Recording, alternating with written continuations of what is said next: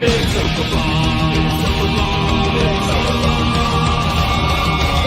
A night in with MauLer and the drinker, getting trashed with the web's free thinkers. A cheap night cause I'm feeling kinda thrifty, got a 10-pack of beers and a bottle of whiskey. Hop up the cork, have a glass of wine, plus they'll say, I'll be fine. Trouble walking in a straight line, but pour me a Pinot Noir. It's open bar with our hosts, MauLer and the critical drinker.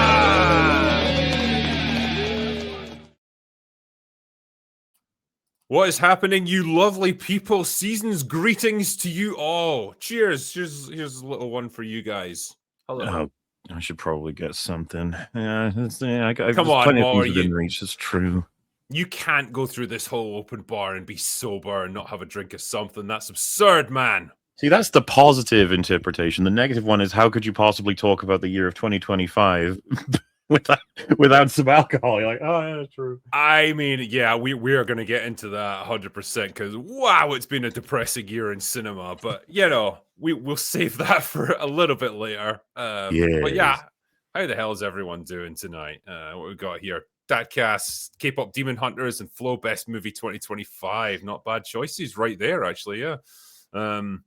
Yeah. Welcome to my lovely chat and my mods who are keeping the peace as they always do. Great to have everyone here. And I can't believe it. This is our last open bar of 2025. My God. Man, it's been quite the year. It really has. Do we tell people that there's not going to be a Christmas Day one? I figure that's intuitive, but, you know. I mean, I think, I did mention it on Last Orders, but yeah, we should do our little public service announcement here. Yes, so it goes without saying, we're probably not going to do an open bar on Christmas Day, which is when the next one falls on. I think you can guess why. We've all got things to do with our families and stuff. Well, you know, in the real world, and I'm sure you guys do as well. In case there's any aliens in the old audience, which is possible, we welcome you. Yeah, we celebrate this thing. It's just the day's busy. So, you know, you get up to some stuff and it's a thing. Family, yeah, you know, it's annoying, but you know, you got to do it. It's also like, because we were talking about this too, like the next open bar after that one will fall on New Year's Day, which I think we'll probably do something on that day. Yeah. Because like we'll do all our drinking usually on the night before, so by then it's just like, you know, it's the wreckage that's left over. So we might be destroyed men, but we'll try and do something for you guys. But anyway, it's here and it's the last open bar of the year. So for the last time in 2025, shall I hit you with some pointless facts? Let's do it. All right, I'm going to educate you guys. Right, stuff that happened in the year of our Lord, 1968 in this case. Bunch of assassinations, actually. It's not a really great way to start it, but what can I say? It's stuff that went on there. Martin Luther King Jr. and Robert F. Kennedy were both assassinated in 1968. Not a great way to start off, but what can I say? But yeah, also in France, basically the entire country ground to a halt in May because of student and worker strikes demanding social and political reform. I mean, when you say that about France, that happens like every couple of weeks. So, you know, it's not really major events, but it really brought the entire country to a halt. In that case, it was major. Also, the Prague Spring that occurred in August of that year. This was in Czechoslovakia, which used to be a thing back then, not so much anymore. But they had widespread strikes as well in that country, demanding, again, reform and liberalization. So the Soviet Union responded, as they always do, by sending in massive quantities of troops and tanks to basically murder everyone. So, you know, that was their way of dealing with things back then. Didn't work out so well for everyone involved. In slightly better news, though, Apollo 8 was the first manned mission to orbit around the moon. Obviously, they wouldn't land on it until Apollo 11, but they did get that iconic picture of the Earth rising above the surface of the moon. So it was called the Earthrise picture. Obviously became one of the most widely distributed images in the 20th century. You got a feel for those guys, eh? Like, flying around the moon, and it's like, it's right there. It's really close, but no one's going to remember us. Fucking Neil Armstrong. Like, I'm going to jump out real quick. I'm just going to run out. They're like, no, don't open the door. He's like, no, it'll only take a second. I swear. Because like I assume that mission didn't come with like a lunar lander and stuff. Because if it did, you would be tempted to say, you know what, I'm going to have a crack at this. Just how many opportunities do you have for this sort of thing? You know, we got to take advantage of it. Got to take a photo. Well, I guess I took a photo, but you know. Get a Yeah, you t-shirt. got to do more than that. Yeah, just go down, scoop up a bit of like moon rock and stuff, take it home. Be a lot of fun. First ever flight of a Boeing 747. Obviously, it's going to be a major fixture of aviation for the next like 50 years or so. But it was first flew in 1968. Yeah, also the first time they invented a mouse for computers. Never had one up until that point. It was invented by Douglas Engelbart, and he introduced the mouse, hypertext, video conferencing, and real-time editing all in one big event. Well, Which is pretty damn impressive. Virtual reality was also invented for the first time by Ivan Sutherland and Bob Spruill. Sorry if I'm butchering the name. They created the first ever VR headset. We also had RAM invented for the first time. Not the sheep, but random access memory. We never had that before up until then. Solid state RAM. Are the prices of RAM like skyrocketing these days? Add graphics cards or something again. They are, yeah. Yeah. Because it got crazy. Things would get better, but no, just worse. The It's 'cause of collapse, AI, isn't it? Like all the fucking. It is basically data Yeah. centers, eating up Yeah. all the RAM and actually eating up enormous quantities of energy as well. Because and water, like to keep everything cooled. When Earth is just a fiery ball of death, and the aliens ask how it happened, we'll send them a fucking video of Will Smith eating spaghetti. But look how convincing it is now, You Mark. couldn't tell. You couldn't tell. I do love the early one where it's like his fucking face is all over the place and like ears start Yeah. disappearing and stuff. Fiber optics and fiber optic cabling was invented, and Intel was founded for the first time, which is all huge leaps in technology were going on in the late 60s. I guess partly fueled by the space race and the need for like better computing abilities, all that sort of thing. But more importantly, the space hopper was invented. Thank God. I don't know what kids did up until that point. Also, Big Macs, which Wow. you could say the downfall of Western civilization began right there. That was the rise of the fatty. Invention of the large Mac. Also, I don't know why I associate this, but jacuzzis were also invented in 1968. Roy Jacuzzi developed its first integrated whirlpool bathtub, so that's pretty cool. I guess that makes sense, but that sounds like the kind of thing where you say like bread was invented by John Bread. Yeah. Well, the sandwich was invented by the Earl of Sandwich, so there's something in it. In the world of movies, actually, the MPAA system was the MPAA introduced their film rating system. So that's where you got like PGs, R ratings, all that. The sort true of thing. death of cinema. Pretty much, yeah. There back in my day, a 5-year-old child could go in and watch people getting gruesomely dismembered and people fucking on screen. A and real stuff. country, damn it. Yeah. But yeah, it also saw some pretty big movie releases. 2001: A Space Odyssey, probably the biggie. Kind of wild that was 1968 that came out. The Odd Couple, Bullet with Steve McQueen, Oliver, Planet of the Apes, Rosemary's Baby. Yeah, pretty impressive year for movie releases. But anyway, that is enough of that. How about we bring some people in that can talk to us? Rosemary's Baby, by the way, went on to inspire such masterpieces as Shelby Oaks. I knew you were going to say Shelby Oaks. It's just a fun fact. Jeez, why do you hate that movie so much, Drake? Oh my god! I don't hate it. I was somewhat positive about it. You were the guys that were shitting on it. Positive. I gave Chris loads of praise. I was like, "Well done, you. Well done for you making gave him film. his flowers." That's what everyone says now instead of praise. Yeah, I gave him his wooden spoon for a try. Hey. Anyway, don't know, wooden spoons, good stuff.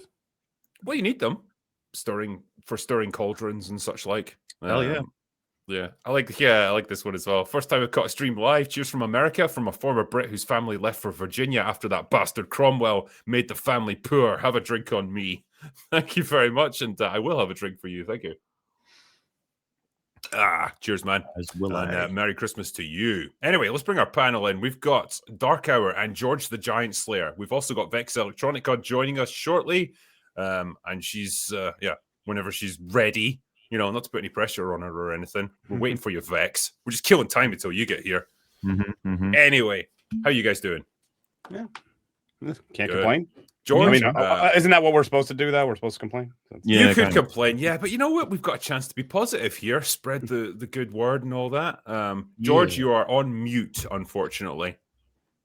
First his camera, now his mic. Yeah, I know. Boomerism right there. Spread the cheer. That's what it's all about. I think my camera got drunk.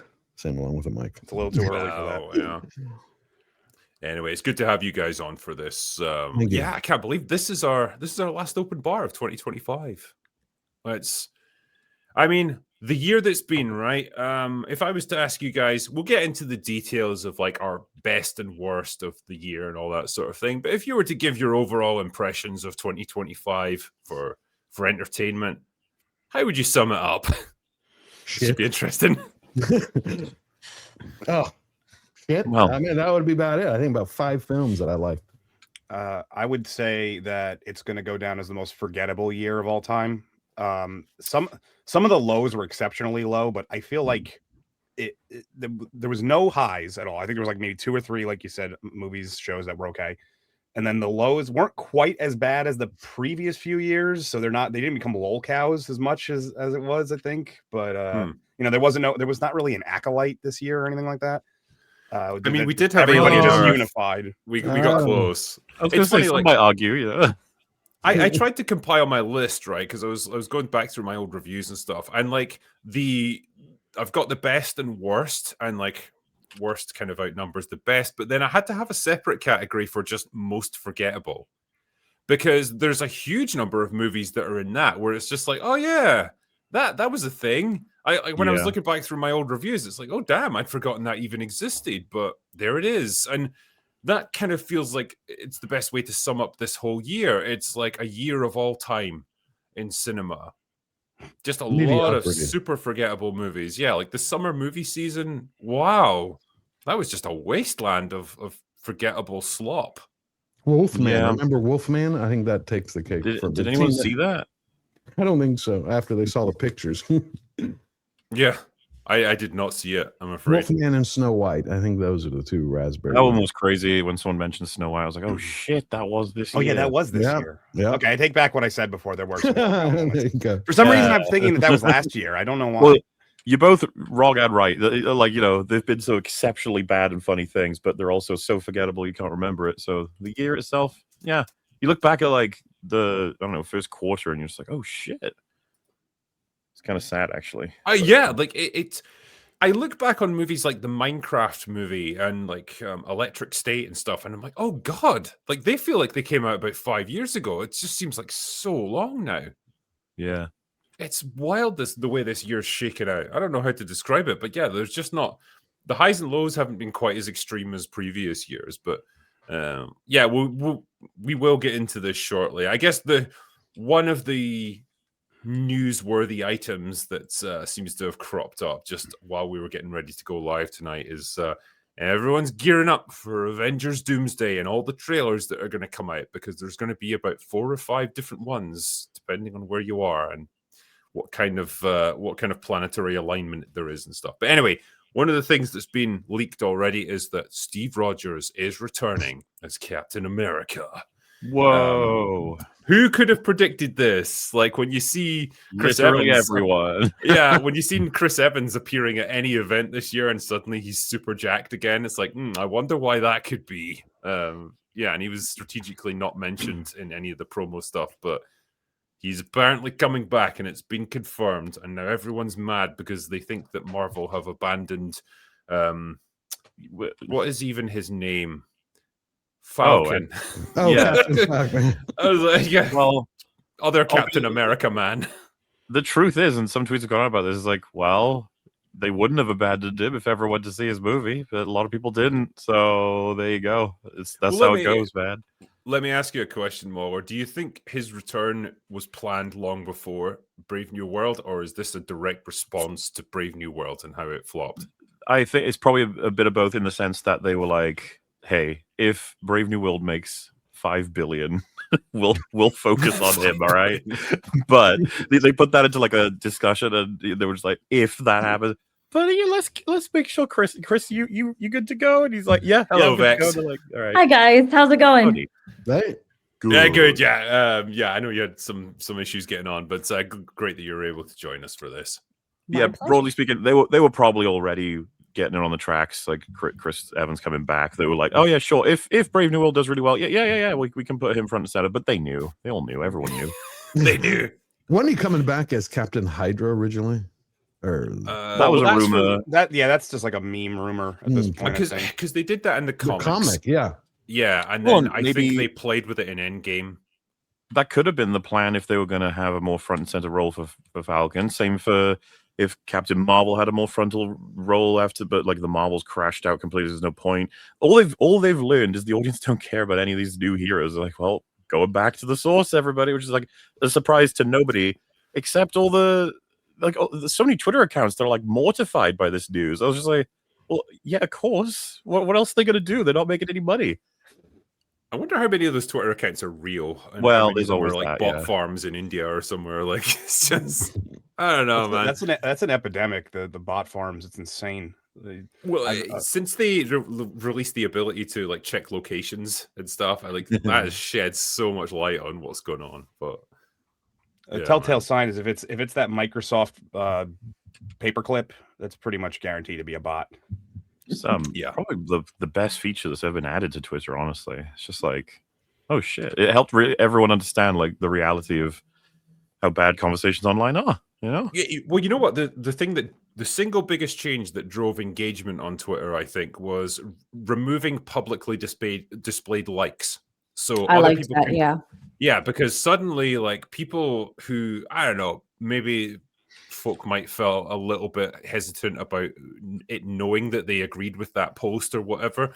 Suddenly that's been removed and they can just like it. And engagement like skyrocketed because there's loads of things that, you know, from an employment point of view or whatever, it's like, ooh, I don't want to be seen to be agreeing with that person, but like I actually do. And so, yeah, it changed a lot, I think. Yeah, I didn't want people knowing I liked your tweets, but but yeah, like, I don't know. There's definitely an anticipation building around Avengers Doomsday in a way that I haven't seen with any Marvel movie since Endgame, probably. Right. Like, there's something there, clearly. Like, I think pairing it up with Avatar in terms of marketing to basically say you have to go and see Avatar in order to see the trailers for this movie. I mean, God bless them. It's so sweet and naive that they think that's going to actually matter. Like, those trailers are going to be pirated within a matter of minutes. But they clearly think it's something. And there it is. Like, it's building hype. They've attached it to probably the movie that's going to be the biggest earner of the year in terms of box office revenue. Makes sense, I guess. Which still doesn't make sense to me. Nobody talks about it, but it makes the money.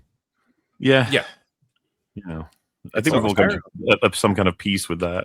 It's just like, that's what it does. There it goes. Apparently, I need to take back what I said. I did not realize the Clippy thing is like a viral protest. Okay. Okay, I take that back. That's two things I've taken back already. Yeah, don't knock Clippy. He's a legend around these. I just assumed that it was a lot of bots. It just seemed like it was the same thing over and over again. Let's there's a good one here. I would definitely rewatch all the 1968 movies and none of the 2025 movies. Happy Christmas to you and cheers. You're 100% right. So many of them I would easily rewatch over pretty much anything I've seen this year. Did you see the tweet? Nonsense, insane idea that would never happen. However, someone said like from 2030 to 2060 or 70 or whatever, just release as scheduled everything that did release from the 70s to the 2000s. Basically, just do it again, like in actual. It's just like it'll cost Hollywood very little, and they'll make way more money, and everyone will be happier. It's like, I mean, we're seeing more and more of that, aren't we? Like re-releases of old movies. Yeah, the fandom events. They got Jaws that re-released, Return of the Jedi, all the Star Wars, and next year they're having for the 25th anniversary the Lord of the Rings extended editions coming out. Yeah. And it's a great idea because, as MauLer said, it cost them nothing, essentially, because they've already made the movies. And they are still events. Like, fans of these older movies get to gather together. People that, like, saw them after they'd had their theatrical run get to experience them in the cinema for the first time. Like, everyone's a winner, really. Kind of become what theaters evolve into. It's the museum of film, essentially. Whereas streaming can be where you find the new shit, if you want it. what I imagine is that stuff's going to start to dominate the non-summer movie season, right? So like, you know, everyone knows like January, February, like August, September, they're just dump months where nothing really is interesting coming out. Release all these movies then, and you'll drive a lot of people to the cinema just for the novelty value alone. You know, and especially like put them on a discount. So like, hey, you go and see like some old movie in January. It's like, well, we'll give you like half price ticket or something. Loads of people will do that because what the fuck else are you going to see in January? They already do that for the Cineplex chain, which is like the Canadian movie theater chain. So usually on like, it's like Wednesday or Thursday afternoons, they'll do a replay of like a classic movie. And then Saturday, Sundays for matinees, they'll have like children's films usually. But Yeah. generates like a lot of business. I've sometimes gone to some of those and the theater will be like a quarter, a third full. Oh, that's nice. I miss They dollar. also, I miss dollar cinemas. Y'all ever had dollar cinemas in the UK? Like No, when- our yeah. cinemas are expensive as fuck. No, man. no. When I was They were growing they up- were second run cinemas. They were ones that would get the old prints. Yeah, we used to okay. have them. We used to have dollar cinemas, so you'd have a film would play, you know, it'd get out of the theater, and then another 6 months it'd be, you know, go for $1.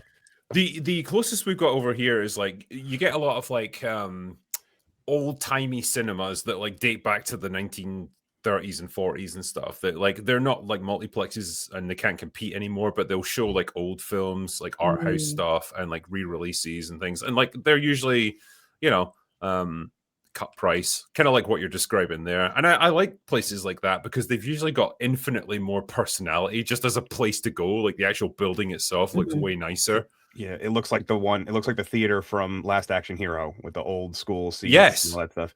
Yeah. Ironically enough, those theaters are being bought up by Netflix of all companies. Of course, Netflix, the poison. You heard Ted Sarandos a couple of weeks ago when he was saying, well, my son just watched Lawrence of Arabia on his cell phone, and he was thrilled. Serious? Yeah. Go look That it makes me want to throw up. It does. I mean, Son because he was talking about, you know, originally he had this investor meeting. It was 3 weeks ago where he said, you know, they want to scale back theater releases to 2 weeks. And then once Paramount kept upping their bid and saying, we're going to do, you know, hostile takeover, they're like, I really didn't mean that. We love the theater experience. But he had said, we know Netflix serves its customers, just like my son watched Lawrence of Arabia on his cell phone. He thought it was fantastic. To be fair, I'm impressed that his son was even able to sit through Lawrence I don't of even believe it. Arabia. I don't Because, believe like, I'm pretty sure that would have depleted the battery, if nothing else. Lawrence of Arabia is, like, easily 3 hours long. But it just shows you the mentality. You know, he's like, well, there's no difference between that and the screen. Yeah, I mean, sorry. Oh, no, go ahead. I ranted about this while I was drunk a couple of weeks ago in open bar. Said I think the future is going to be people will consume the majority of their movies on their phones. There will still be like big IMAX movies or whatever. Like the next step up from that will be, oh, I might actually make the effort of putting it on the TV in the living room, right? And then the very elite people who are just like super invested in the cinema experience will still actually go to a movie theater and go see it like that, but that's going to be like a very small minority of people. It'll get to a point where you put a movie on where you have people over, they go like on the TV, and they're like, "Oh wow, you're a cinephile." Yeah, totally. God. Look at this guy with his TV. I Is that mean, a television? Wow. Yeah, getting a Blu-ray out now or a 4K, like will be like getting out an old gramophone record or something. You know, it's like, oh, what's this wild stuff that you're doing? You think it's gonna piggybacking on be what a Vex boutique? said, by the way. Cinemark also does these pre-release kind of movies on Mondays where they release they'll do like an advanced showing like a week or two before the movie comes out for I think they do it for like $5 because it's a mystery. You don't know what the movie's going to be. They don't tell you ahead of time. So you're buying a ticket and you find out when everybody else does. Damn. I But mean, you you're could get talking- something awesome, but then you could get like the Marvels or something. Roll the dice. I think they mostly do it for they don't from in my experience they haven't done it with any of the ones that are the big upcoming releases. It seems to be more the art housey style kind of The small movies. indie films, a lot of horror Yeah. films I've heard get those Yeah. as well. Yeah. I wonder if like horror films, because you mentioned it there, might be one of those, like it might be one of the few things that still gets people to the movie theaters. Because we talked about this again before, like where one, they're super cost effective because you can do them for very little money. People seem to be like extremely forgiving of like shit writing, shit acting, bad effects and stuff, but like they just want to be scared. Like, and they're willing to just buy into that stuff. And it's kind of a communal experience to be in a theater full of people who are like gasping and like shouting out and stuff when something really surprising happens. Like, I don't know, maybe horror movies will be one of the few genres that still keeps people going to the cinemas when all this horrible dystopian nightmare actually comes to pass. I think we're seeing that still going on, because even stuff like Wolfman, that terrible Wolfman movie that came out in January, that made a pretty significant profit. Like people still Really? went out to go see that. wow. Yeah. Seriously. Unfortunately. Yeah. I mean, Yeah, those fun of movies only that. need to make like 50 million and Wow. then they make a huge profit. They don't. 'cause Yeah, they're not even. They just need to Yeah. make usually like 20 to 30 million, because they're usually produced for under like between the 10 to 15. Yeah, I Wolfman have was one of the seen- more expensive ones recently because of the effects. But other than that, the ones that aren't very effects heavy are cheap as hell. Right. Yeah, for sure. I expected Weapons did well, not Wolfman. Well, I mean, Weapons did well as well, but like I'm just as an example, right? It was a bad remake already. It came out in January, and yet it's like Companion was the same way. I think Companion only was a budget of like 15 million, and it made something like 70 or 80 million at the box office altogether.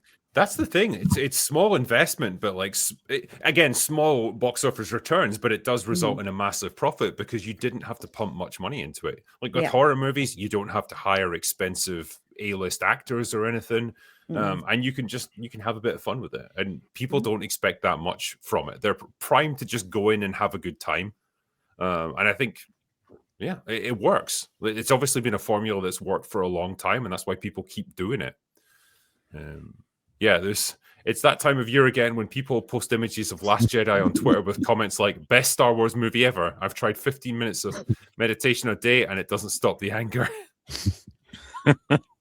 Well, I think you guys have probably seen this as well, right? It's this trend of posting something on Twitter where it'll be like they'll pick like the most spectacular VFX heavy shot of a movie or just one particular moment that happens to look particularly nice and say, how the fuck can people criticize this movie when you have moments like this? And it's like, yeah, you understand 97% of the movie is absolute dog shit, right?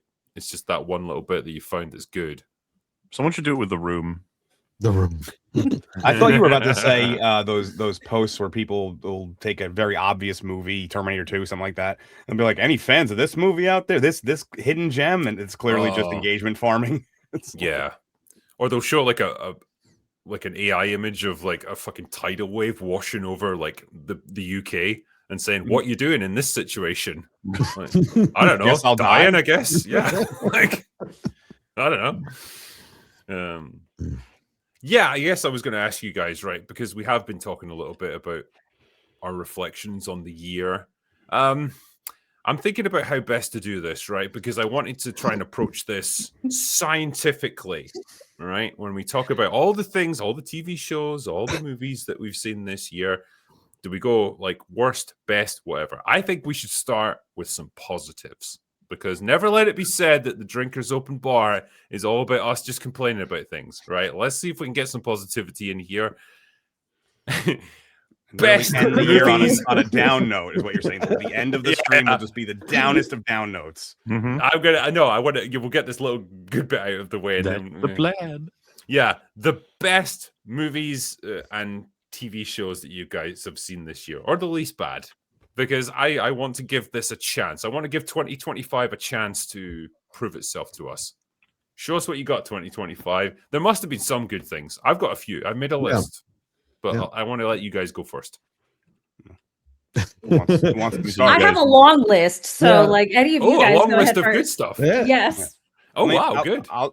I guess I'll go because my list isn't that long. But so my surprising favorite movie of the year, someone mentioned it earlier. I know you read it, was K-pop Demon Hunters. That ended up being my favorite movie of the year, and I wasn't even on my list. I wasn't even on the the bandwagon early on. I saw it significantly later, and I was like, damn, I wish I would have been involved with this sooner. But that was one I watched multiple times to get greater, to really see it from other perspectives, try to look at it in a different way, and that was the surprising hit for me. So K-pop Nice. Demon Hunters was a lot of fun. Like, I'm not a 13-year-old girl, and yet even I somehow enjoyed it. Yeah. The characters are super likable. They're quirky. They're goofy. There's actually a half decent story in amongst it, and yeah, I can see why. Obviously, the actual K-pop music is quite addictive, and like, you know, it became its own thing where there's like a sing-along version and stuff. Okay, cool. It's just a fun movie, and it felt like it was done in good spirits. So I can get behind K-pop Demon Hunters. Yeah, the biggest problem with that is that it's 100% going to have now spin-offs and sequels and shows nobody asked for, and it's going to diminish the returns, unfortunately. Yeah, I'm not a 13-year-old girl. I identify as a 15-year-old girl, actually. So fuck you. Get it straight. Could you go into that K-pop, because there's a show as well on Netflix, right? So could you go into the movie without the show? There's a show on it? I thought there was a show. Or No, I'm am I pretty certain mistaken? it's just you might be thinking of the music videos. So what they did was they Gotcha. took all the songs and put them into like episodic music videos. Gotcha. Honestly, No, Vex, wait, isn't there an anime that's like Demon Hunters or something? well, that's Demon as well? Slayer. Demon Slayer, yeah. Yeah, but honestly, Vex, if you haven't watched it yet, just go watch it. It's way funner than you'd expect it to be. You're gonna find yourself singing the songs. I went into it like there's no way I can like this. I am not a small Korean girl. And no, it turned out that it's pretty much it's a timeless story. It's nothing you've never seen before, but it's done in a very good way. What about you, George? Give us one of your favorites. We're going to like. Okay. Well, I have one that I really loved was F1, and then Train Dreams was one of my favorites. I loved Train Dreams. Oh my goodness. I did. It felt Tolkien-esque to me, in a way, because it's about, like man and nature versus the industrialization. And seeing Edgerton, I mean, he did a bang-up job. I haven't seen him do that well since was it Gladiator with Tom Hardy? But beautiful film. Great characters, cinematography. It was like you're talking about this majestic splendor, kind of a pastoral paradise versus iron. I'm like, that's like Tolkien right there. I was thinking it reminded me of a lot of like Terrence Malick's filmmaking. Yeah, It's like Malick does like this really great job of where he's able to like capture his landscapes and stuff through the camera as though you're right there. Like, you know how you can tell when you're looking at something like in a photo or through a camera lens, but I was watching Train Dreams. I was like, man, I feel like I'm like right there with what was it? Robert was the character's name. Stunning film. I want to echo as well what George was saying about F1. Like, that was one of my top movies of the year. It's weird because I feel like people don't really talk about it, but I came out of that movie with just such a feel-good impression from it. Like, it was like when I came out of Top Gun Maverick. I've made that comparison many times before, and it's obvious because it's the same director. But it's a great, like, classic sports drama about like the aging hero who's got to come back for one last throw of the dice. I think everyone involved in it does a great job. The racing sequences are superb. I know F1's not necessarily huge in America, but like for us over here in Europe, it's like a big deal. And yeah, it's not that accurate, but I don't care. Like, it's a movie. It was fun. It was fun. It was really fun. I liked it, all the characters, and it was just a great feel-good movie. Like, I don't know what to say. Like, I felt great coming out of it. I we think as a country prefer our races races turning left all the time. You can only turn left. Go in an oval. Just go in a big oval. Really Man, fast. that fucking sentence could have gone anywhere. We as a country prefer our races. I shouldn't. That was a bad pause. Somebody can clip that. And yeah. No, everyone was great. And I meant Warrior. I meant Warrior though with Joel Edgerton and Tom Hardy. I've been working on a Gladiator video and got stuck in my. But it was Warrior, and so yeah. Vex, what about you? What was one of your favorites? My absolute favorite of the year was The Ugly Stepsister, which was a Norwegian film. It's a twist on Cinderella, but told from the perspective of one of her evil stepsisters.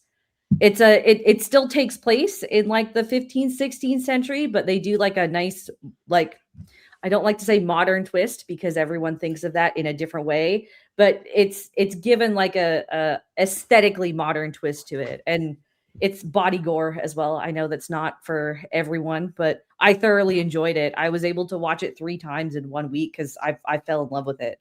Oh, Nice. I honestly I'd never heard of that until you mentioned it. yeah, It went under everyone's radar. I think it just got shortlisted for best makeup effects for the Oscars. Stunning performances, and it's the debut film from that director as well. I will say it's a woman's movie, like how The Substance was more geared towards a female audience. So the whole like take on like beauty standards and stuff might go over some people's heads, but I thoroughly enjoyed it. Good stuff. I guess I'll go next, and then MauLer, you go after me. But yeah, one of the ones that I picked out, definitely one of my favorites of the year, which kind of surprised me because it's like it came out of nowhere. It was Warfare. It's set in the Iraq War. It's about a squad of U.S. Marines that have been sent in on like a retrieval mission to capture some high value targets.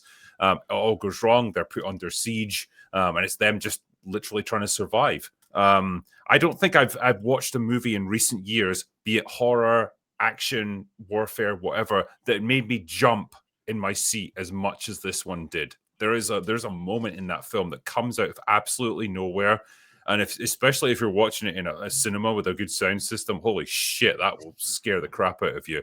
But yeah, it's very matter of fact. It's very brutal. It's very like unmovie like in terms of like how things play out, who survives, who doesn't, who gets killed. And it just captures that feeling of the chaos, the camaraderie, the communication that goes on during combat. All of it just feels super real because it was made by people who were actually involved in that mission. And so, yeah, that was 100% one of the top movies of the year for me. I just wish more people had seen it. Yeah, I'd say the movie's off the charts for what I would say is like an authenticity. It feels a little less entertainment focused, and I don't mean people saying they were SEALs. Sorry, I got that mixed up. Yeah, SEALs, not Marines. Apologies. But yeah, like a lot of other movies would want to make some changes based on, I guess, the value of entertainment. But this film, when watching it, it felt very like serious. It wanted to give you an experience that was like, this is how it went for them, and or how it could go for them, I guess. But it's based on like a real thing, and yeah, I don't know. It's quite a different kind of film for its genre. I think it stands out somewhat. I was quite impressed with it as well, and that was early in the year, right? Yeah, that was like way back in January, February time. It's when I've had some hope.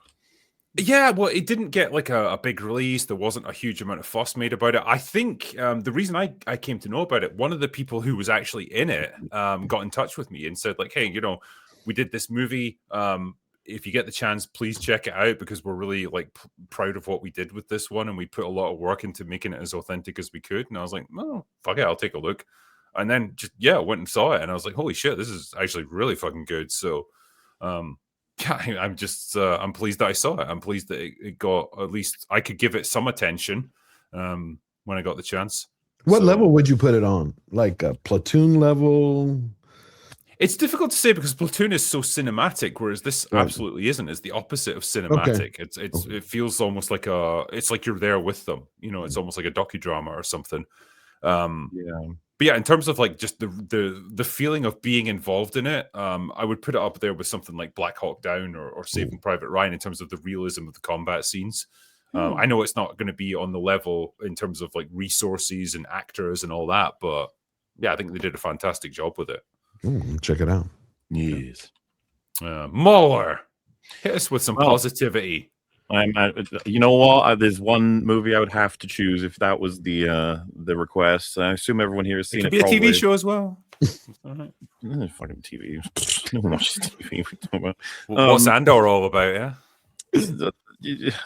We'll never get it. Anyway, don't distract me. So for now I'll go with Good Old Good Boy, a movie that I think in its premise was already going to have people on its sides. They didn't have to do like extremely well for everyone to probably like a movie like that, but I think they did really well with the limitations that they kind of set. And I really like it as a companion piece to. I don't know, how are we on spoilers? We good or we're fine? Yeah, we're fine. It's the end of the year. Yeah, we're all drunk. Like, just do it.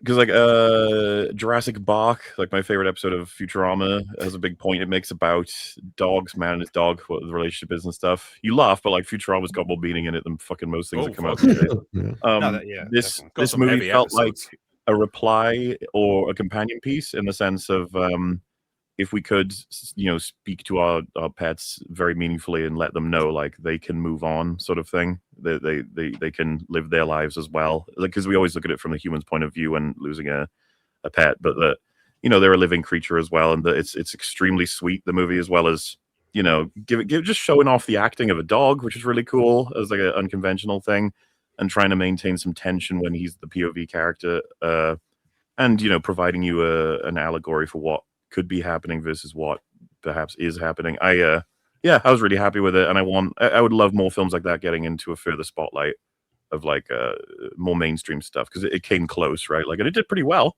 I mean, exceptionally well considering budget box office.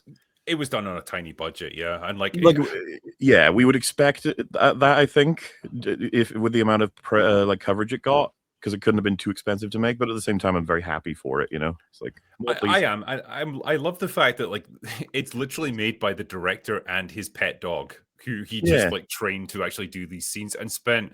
I think it took like a good year of principal photography to get all the scenes they need, because obviously you can only get so much out of a pet at any particular time. And yeah, as you say, like I think it's a really sweet, good-natured story that really gets you. It really tugs at the heartstrings, because the finale is a tough watch, because as you say, we're so used to like the owner saying goodbye to the pet, and you kind of wonder, well, what happens when that's reversed? What happens when the pet has to say goodbye to the owner? How do they rationalize it, and how do they make sense of it?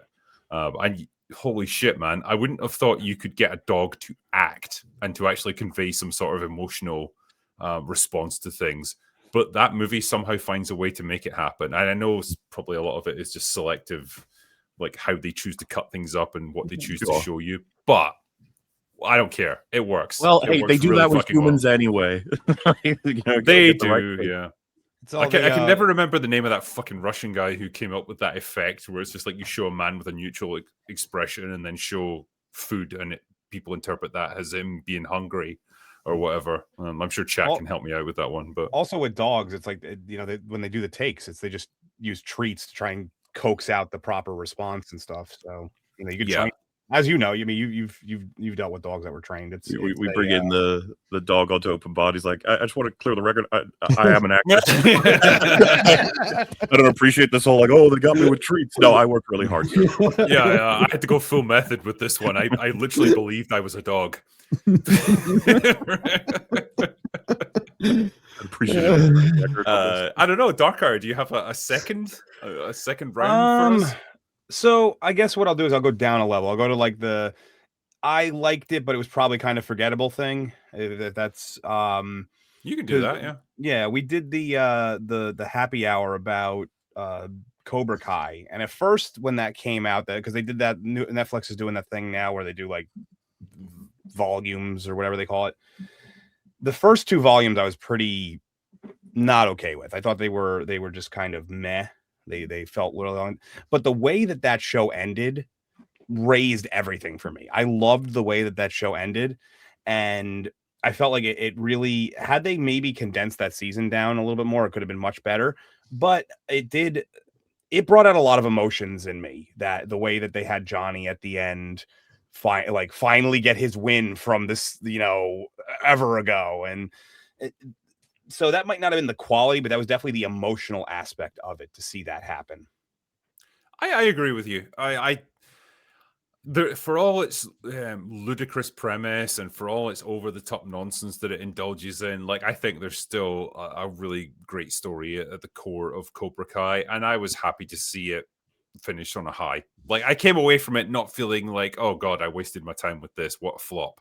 No, I was scared. I thought that they were going to completely botch the ending when I think it was the first section of the last season. And I was like, ooh, this is not going well. They've run out of stuff to do. But they roped me back in by the end. And it doesn't, when you're able to do that, when you're able to raise someone's emotions about something that doesn't really, it's from so long ago, like no one, even for majority of people, don't even think about Karate Kid, but to do that with a show is fantastic.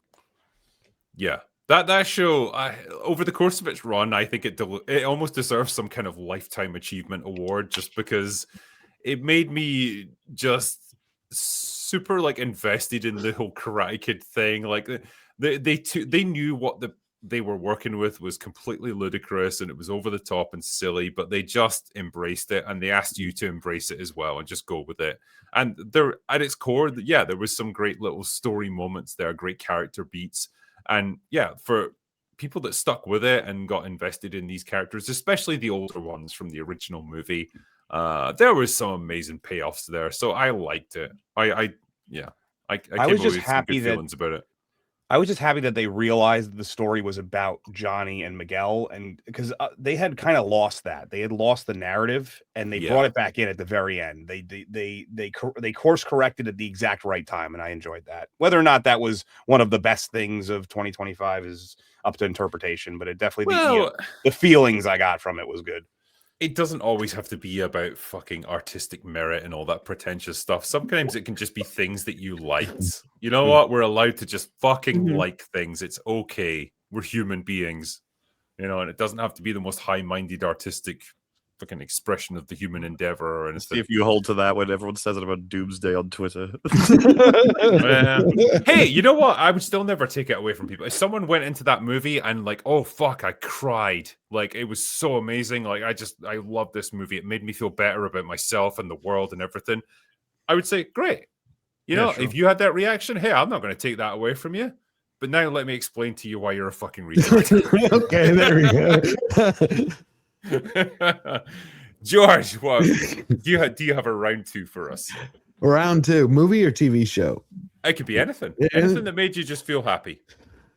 Happy. Landman. I'm loving the hell out of Landman. Season 2 is great so far. I love the first season. I can't stop talking about it.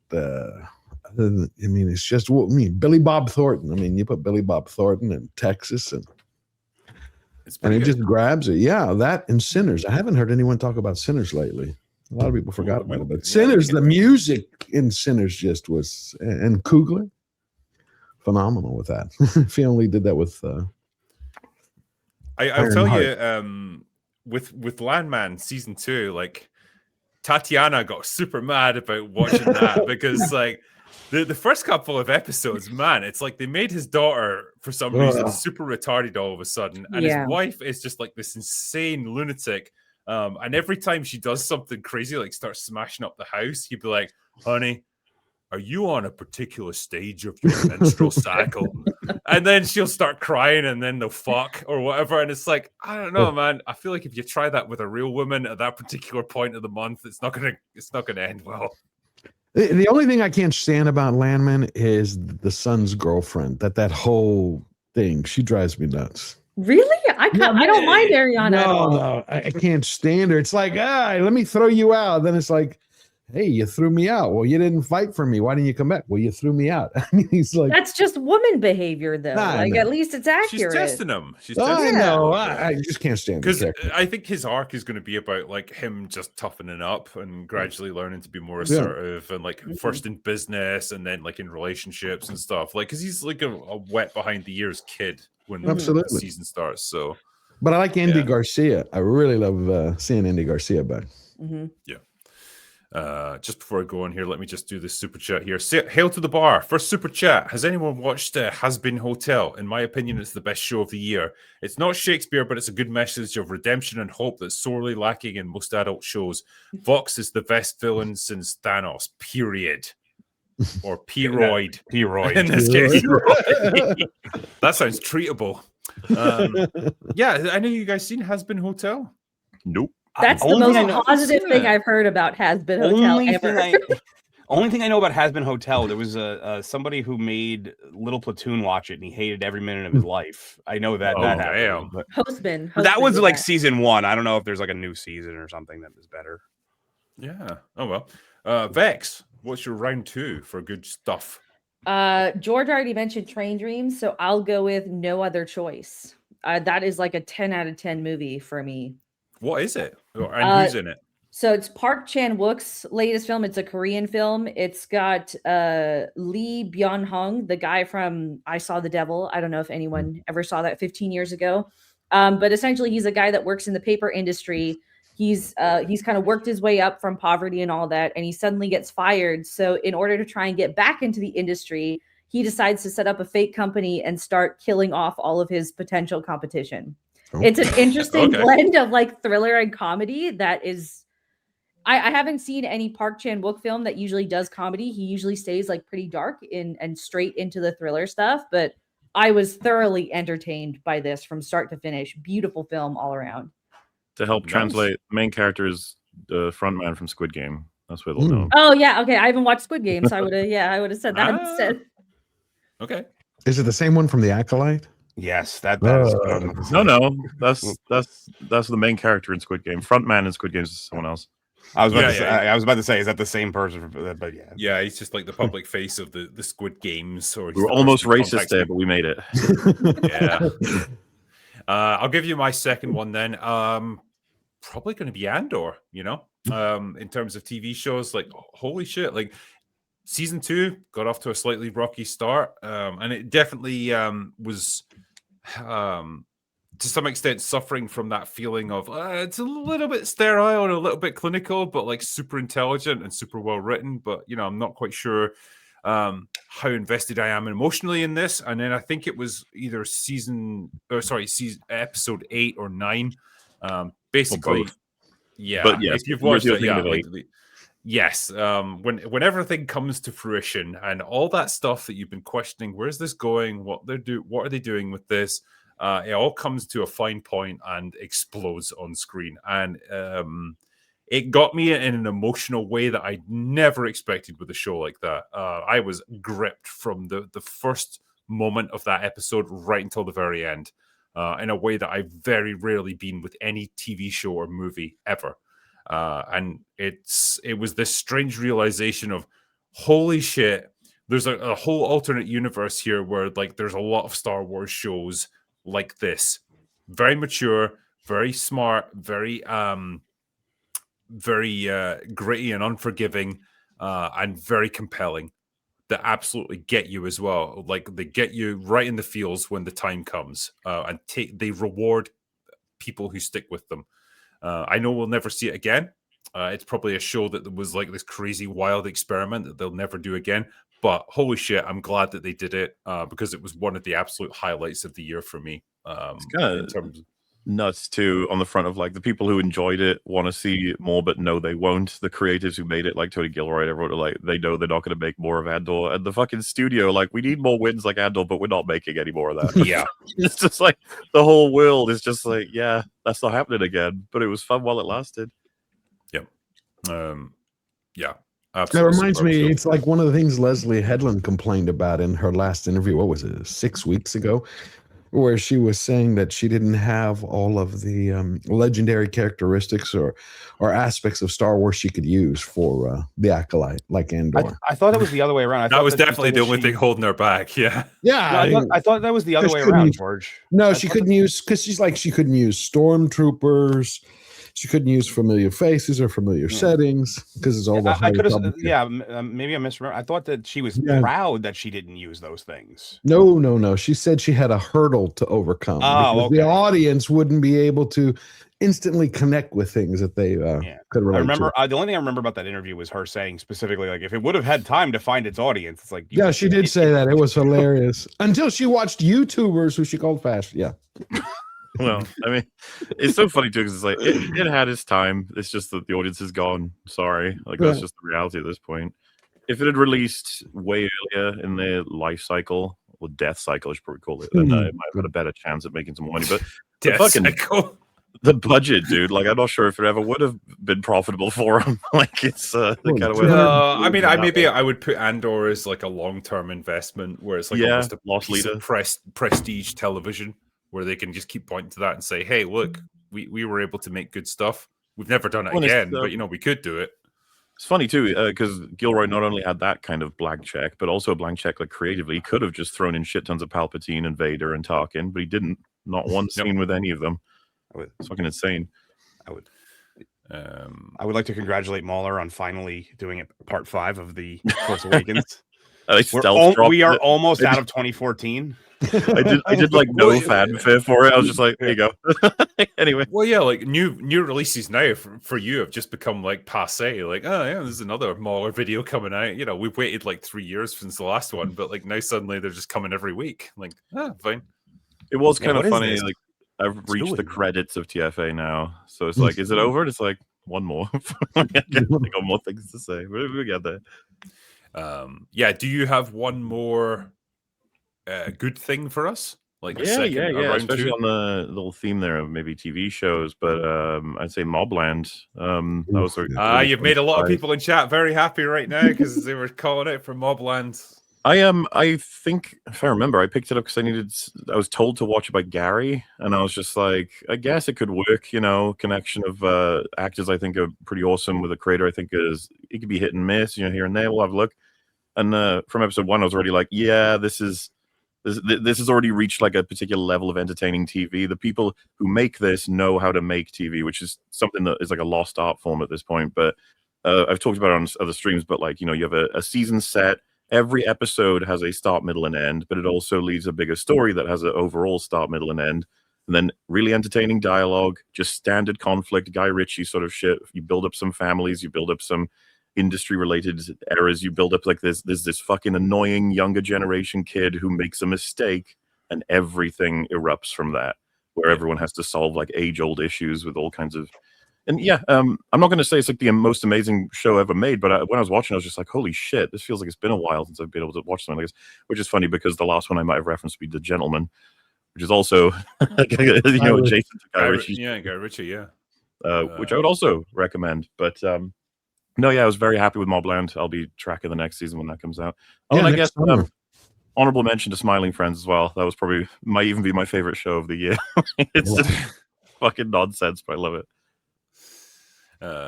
Yeah, I guess should we move on to the less positive side of 2025, because I've got a feeling this will be a biggie. DarkHour, furnish us with some of your worst experiences of the year. I'm going to cheat a little bit on this one. I'm going to say the month of July.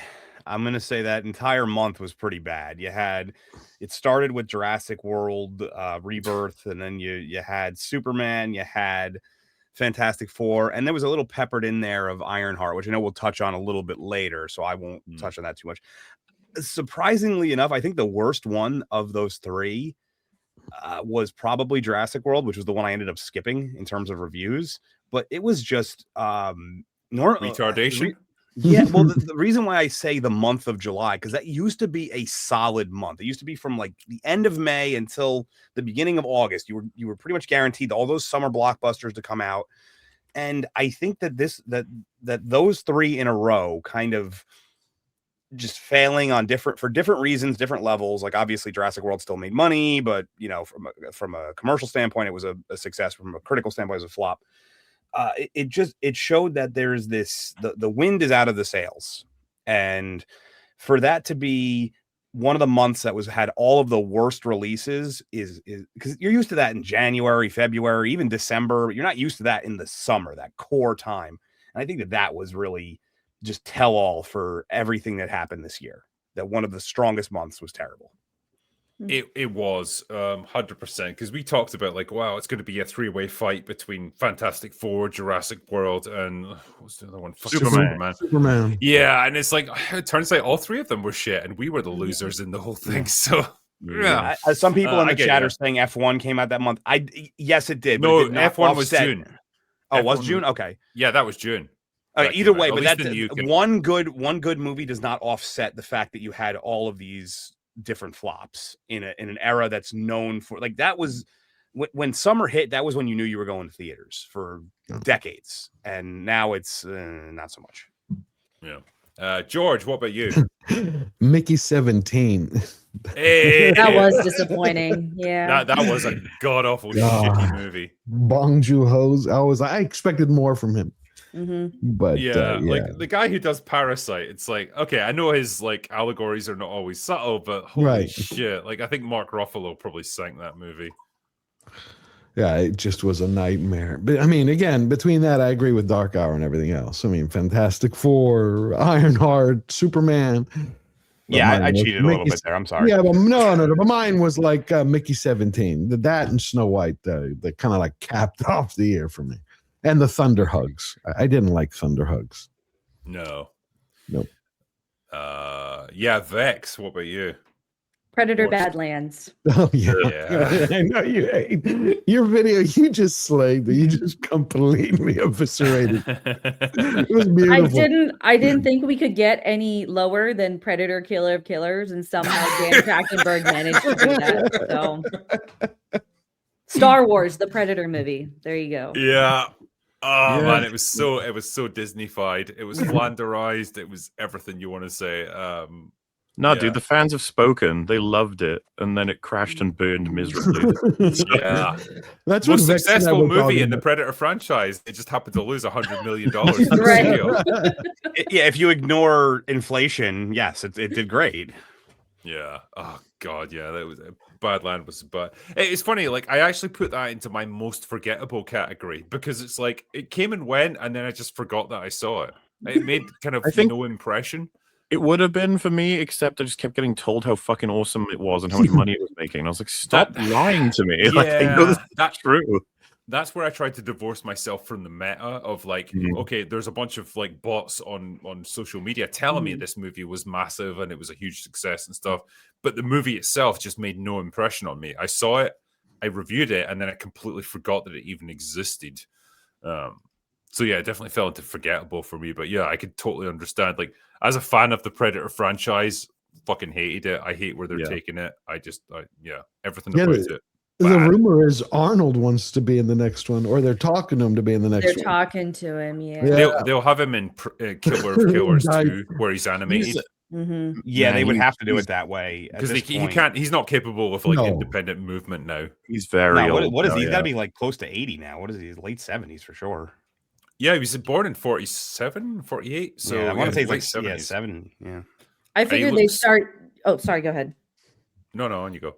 Oh, no, I was just gonna say I figured they'd use the AI stuff for that because Sigourney Weaver is also in talks to come Ripley. back for Alien. Yeah. So because they're so Yeah. old and because people will still turn out for those actors, they'll just AI them in. That is the maybe worst. like because like I could understand like okay, the actor's physically there, but we're gonna digitally de-age them like we did with Samuel L. Jackson, Mhm. say in Captain Marvel, and yeah, you get that weird uncanny feeling where it's like he looks like a 40-year-old man, but he moves like a 70-year-old man. You know, like very like creaky and dude. stuff. Yeah, the most famous one for that would be The Irishman, right? Where Oh yeah, the fight scenes in that. man, Embarrassing. Robert De Niro having to move like a 30, 40-year-old, but he's clearly like 100. Yeah. I'd say we're about like 5 to 10 years away from completely reanimating old actors that have been dead for decades. We'll get there. Yeah, We will it's- 100% get there. If you see how And- quickly the Will Smith spaghetti videos are progressing, like I- it's only a matter of time. I know that the Actors Guild is fighting against it. I don't think they're fighting hard enough. I No. think they really need that. Should be when they're doing their collective bargaining and their strikes. That should be number 1, 2, 3, and 4 when it comes to the because eventually we're gonna get to a point where everybody's just all the movies are just gonna be people that have been dead forever. Yeah, no, Empire, I think last year did a piece. They're like, would you like to see John Wayne in Star Wars or Marilyn Monroe? That's the thing. Like, it's like, oh, what if like John Wayne, Clint Eastwood, and Harrison Ford all join forces to go on a mission behind enemy lines in World War II or whatever? Like, you can do that. We're almost at that point now where you can make that happen, but you probably shouldn't. Right. No, just feel like we're in the intervening part between now and the Matrix, where we're just plugged into a thing that constantly provides every last image of thing you like. You're just like, like drooling. Well, it'll get to the point where they don't even have to make it for people, like for wide release. Like you'll be able to like set your specifications. Like, hey, make me a movie that's like, it combines like zombies and werewolves and fucking the American Civil War, and give me Ryan Gosling and Sydney Sweeney and John Wayne in it. It'll be worse than that. I watched that. Hold on. It'll That scan your doesn't sound like a brain. terrible movie, drinker. Well, you know. It'll scan your brain and give you the thing you want without you even knowing it. Like it'll be like, "Trust me, you want this." And you're like, You'll "Oh." find out some things about yourself in that moment. You'll be like, "Oh, I didn't realize that this was what." Yeah, you might end up liking K-pop Demon Hunters as your favorite film. You know? I know the horror of being me. Okay, It's like what was that? Batman Forever, where they would scan your brain with the thing. I think that was the one that they did it in. Mhm. It'd be like Mhm. that. That we're Yeah, we're pretty close to that. in terms of bad stuff that I've experienced this year, like fucking hell, it's a target-rich environment. But yeah, the ones I've picked out, like obviously Snow White's an easy shout, but then you know, holy shit, we all made more money out of that movie than Disney ever will, so you know, can't hate it too much. And it's like it's universally hated anyway, so like I think everyone went into it like knowing what it was going to be. I think Last of Us season 2 was probably the show that made me the most pissed off that I was having to invest that much time in it and to watch it episode after episode. Holy crap. Again, we knew where it was heading. We'd played the games. We knew what they were going to do. There was still that lingering hope of like, oh, maybe they'll go in a slightly different direction here. No, they did all of it and somehow made it even Well, worse. I was gonna say, they sure did go in a different direction. They went even worse. They were like, fuck this. We can make it way worse. I feel bad in a way because it inadvertently made Bella Ramsey one of the most hated actresses on the planet for a while. Not her fault. It's just she was playing an extremely unlikable character, and she was bad casting. But again, you had to endure her in the show, and so it was a rough fucking ride. And God, it just by the end of it, I just felt exhausted with how crappy it was. I just was desperate for it to end. And you made me watch that whole fucking thing. Hey, I could still make you watch Fallout Season 2, okay? Yeah, but then you'd have to your watch tongue. it. Yeah. Yeah, there's 2 weeks in between now and the next show. He can make you do whatever. But yeah, that's definitely one of my worst picks. What about you, MauLer? I'm not sure if it would necessarily come up, but it's possibly or probably my most hated piece of media this year for a couple of reasons, not just for what it is, but also the matter of how successful it was, I guess. But it'd be the Lilo and Stitch live action remake. I can agree. Absolutely deplorable, disgusting piece of shit that should never have existed.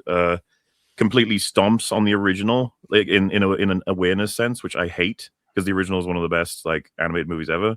And the message is like top fucking notch. It means a hell of a lot to multiple generations, and then you have this new soulless crap that like is now the face of Lilo and Stitch as an IP, and they've already planned like sequel because it made over $1 billion. Absolutely fucking depressing, deplorable. We it ended up being on one of our longest streams this year, just talking about the differences because there are many. The person who made the new one does not like the original film. Obviously, they probably thought it was broken, needed a lot of fixing, and it's kind of like peak Disney for the like vampiric nature of just you grab a thing everyone loves, you fucking suck the life out of it, and then pump your own, I guess, whatever the hell they have, juices into it and puppet on a stage sort of thing, and hope it can make the money. And whereas Snow White, which by the way equally like hateable, I don't disagree with that, crashed and burned, everyone pointed and laughed, away it goes into the depths of history. Lilo and Stitch, unfortunately, is I'm not naming any names here, but there's some people who were like, that was a fucking awesome movie, and I was like, Jesus Christ, like watch the original. I hate that film with a fiery vengeance, and it doesn't deserve anything but to be destroyed. But here we are, and it's going to cause now, because there was this notion after Snow White that Tangled as a live action remake was getting put on pause because they're not sure about it anymore because Snow White didn't work out. Lilo and Stitch's success, they're like, full train ahead, boys. Everyone is still into the live action remakes. Let's go. And it's probably going to lead to the remakes of a lot of things that we would never ever want them to touch, like Pixar films. We're heading there. They're gonna grab Incredibles and WALL-E and Monsters Inc. someday, and it's gonna be fucking abysmal. So yeah, Ohana means nothing. Ohana means nothing. Absolutely insane. I could list all the things wrong with that movie, but if I should have spoken too much. Yeah. It's one of my favorite voices to do is the Stitch voice. What about you, DarkHour? So this is my second one. Probably Yeah. Alien Earth. Oh, That one, yeah. I know. So I like to call drink around this one because at first you're like, I don't know how I feel, and I was like, nope, this sucks out right off the bat. Yeah, I was like way too optimistic for that, and it's not like me. But I was like, oh, they're playing with some interesting ideas here. The production design looks excellent. Let's see where this goes. And well, then I saw where it went. I was a passionate hater when the trailer came out. Drinky, you got to go on my level. I know. Look, I need to get to your level of cynicism. I'm sorry, MauLer. I was this I would crazy like young to, optimist. I would like to throw out a shout out to Melvin Deeply, who really pushed me to do videos for that because they ended up being really good for me. But that show got progressively worse every single episode. I didn't. Yes. Every time I went into it, the next episode, I was like, "There's no way it could be worse than the last one. There's just no fucking way that could happen." And every single time it got worse, and I was like, "You got to be kidding me!" I've said multiple things about that, but they turned the alien into a pet. They focused on all the wrong things. It looked good, yes, I will say that it looked good, but that's about all it had. And it was and they're gonna do a season 2. That's the craziest part. That's I don't even know. Yeah, I think it's already shot, isn't it? Isn't it Vex? I think they shot it back to back. Yeah. Really, they shot it back to back. Yeah, that explains the interviews with the director and the showrunner where he was like, "Yeah, I'm not sure if I'm going to get a season 2," but it was pretty bad. Now Ice Age is canon to the Alien universe. I do love that. Pretty awesome development. My favorite meme to come out of it was that it was the timeline where it was like you have to watch all the Ice Age movies, then Alien. That was pretty good. But other than that one meme, the rest of it was garbage. Did you guys see the people celebrating that one image where it's like the alien on a backdrop and there's I think it's the main girl's sort of bottom half of her face is like faded on top of it, and people saying like, "Oh, what an artistic, amazing cinema!"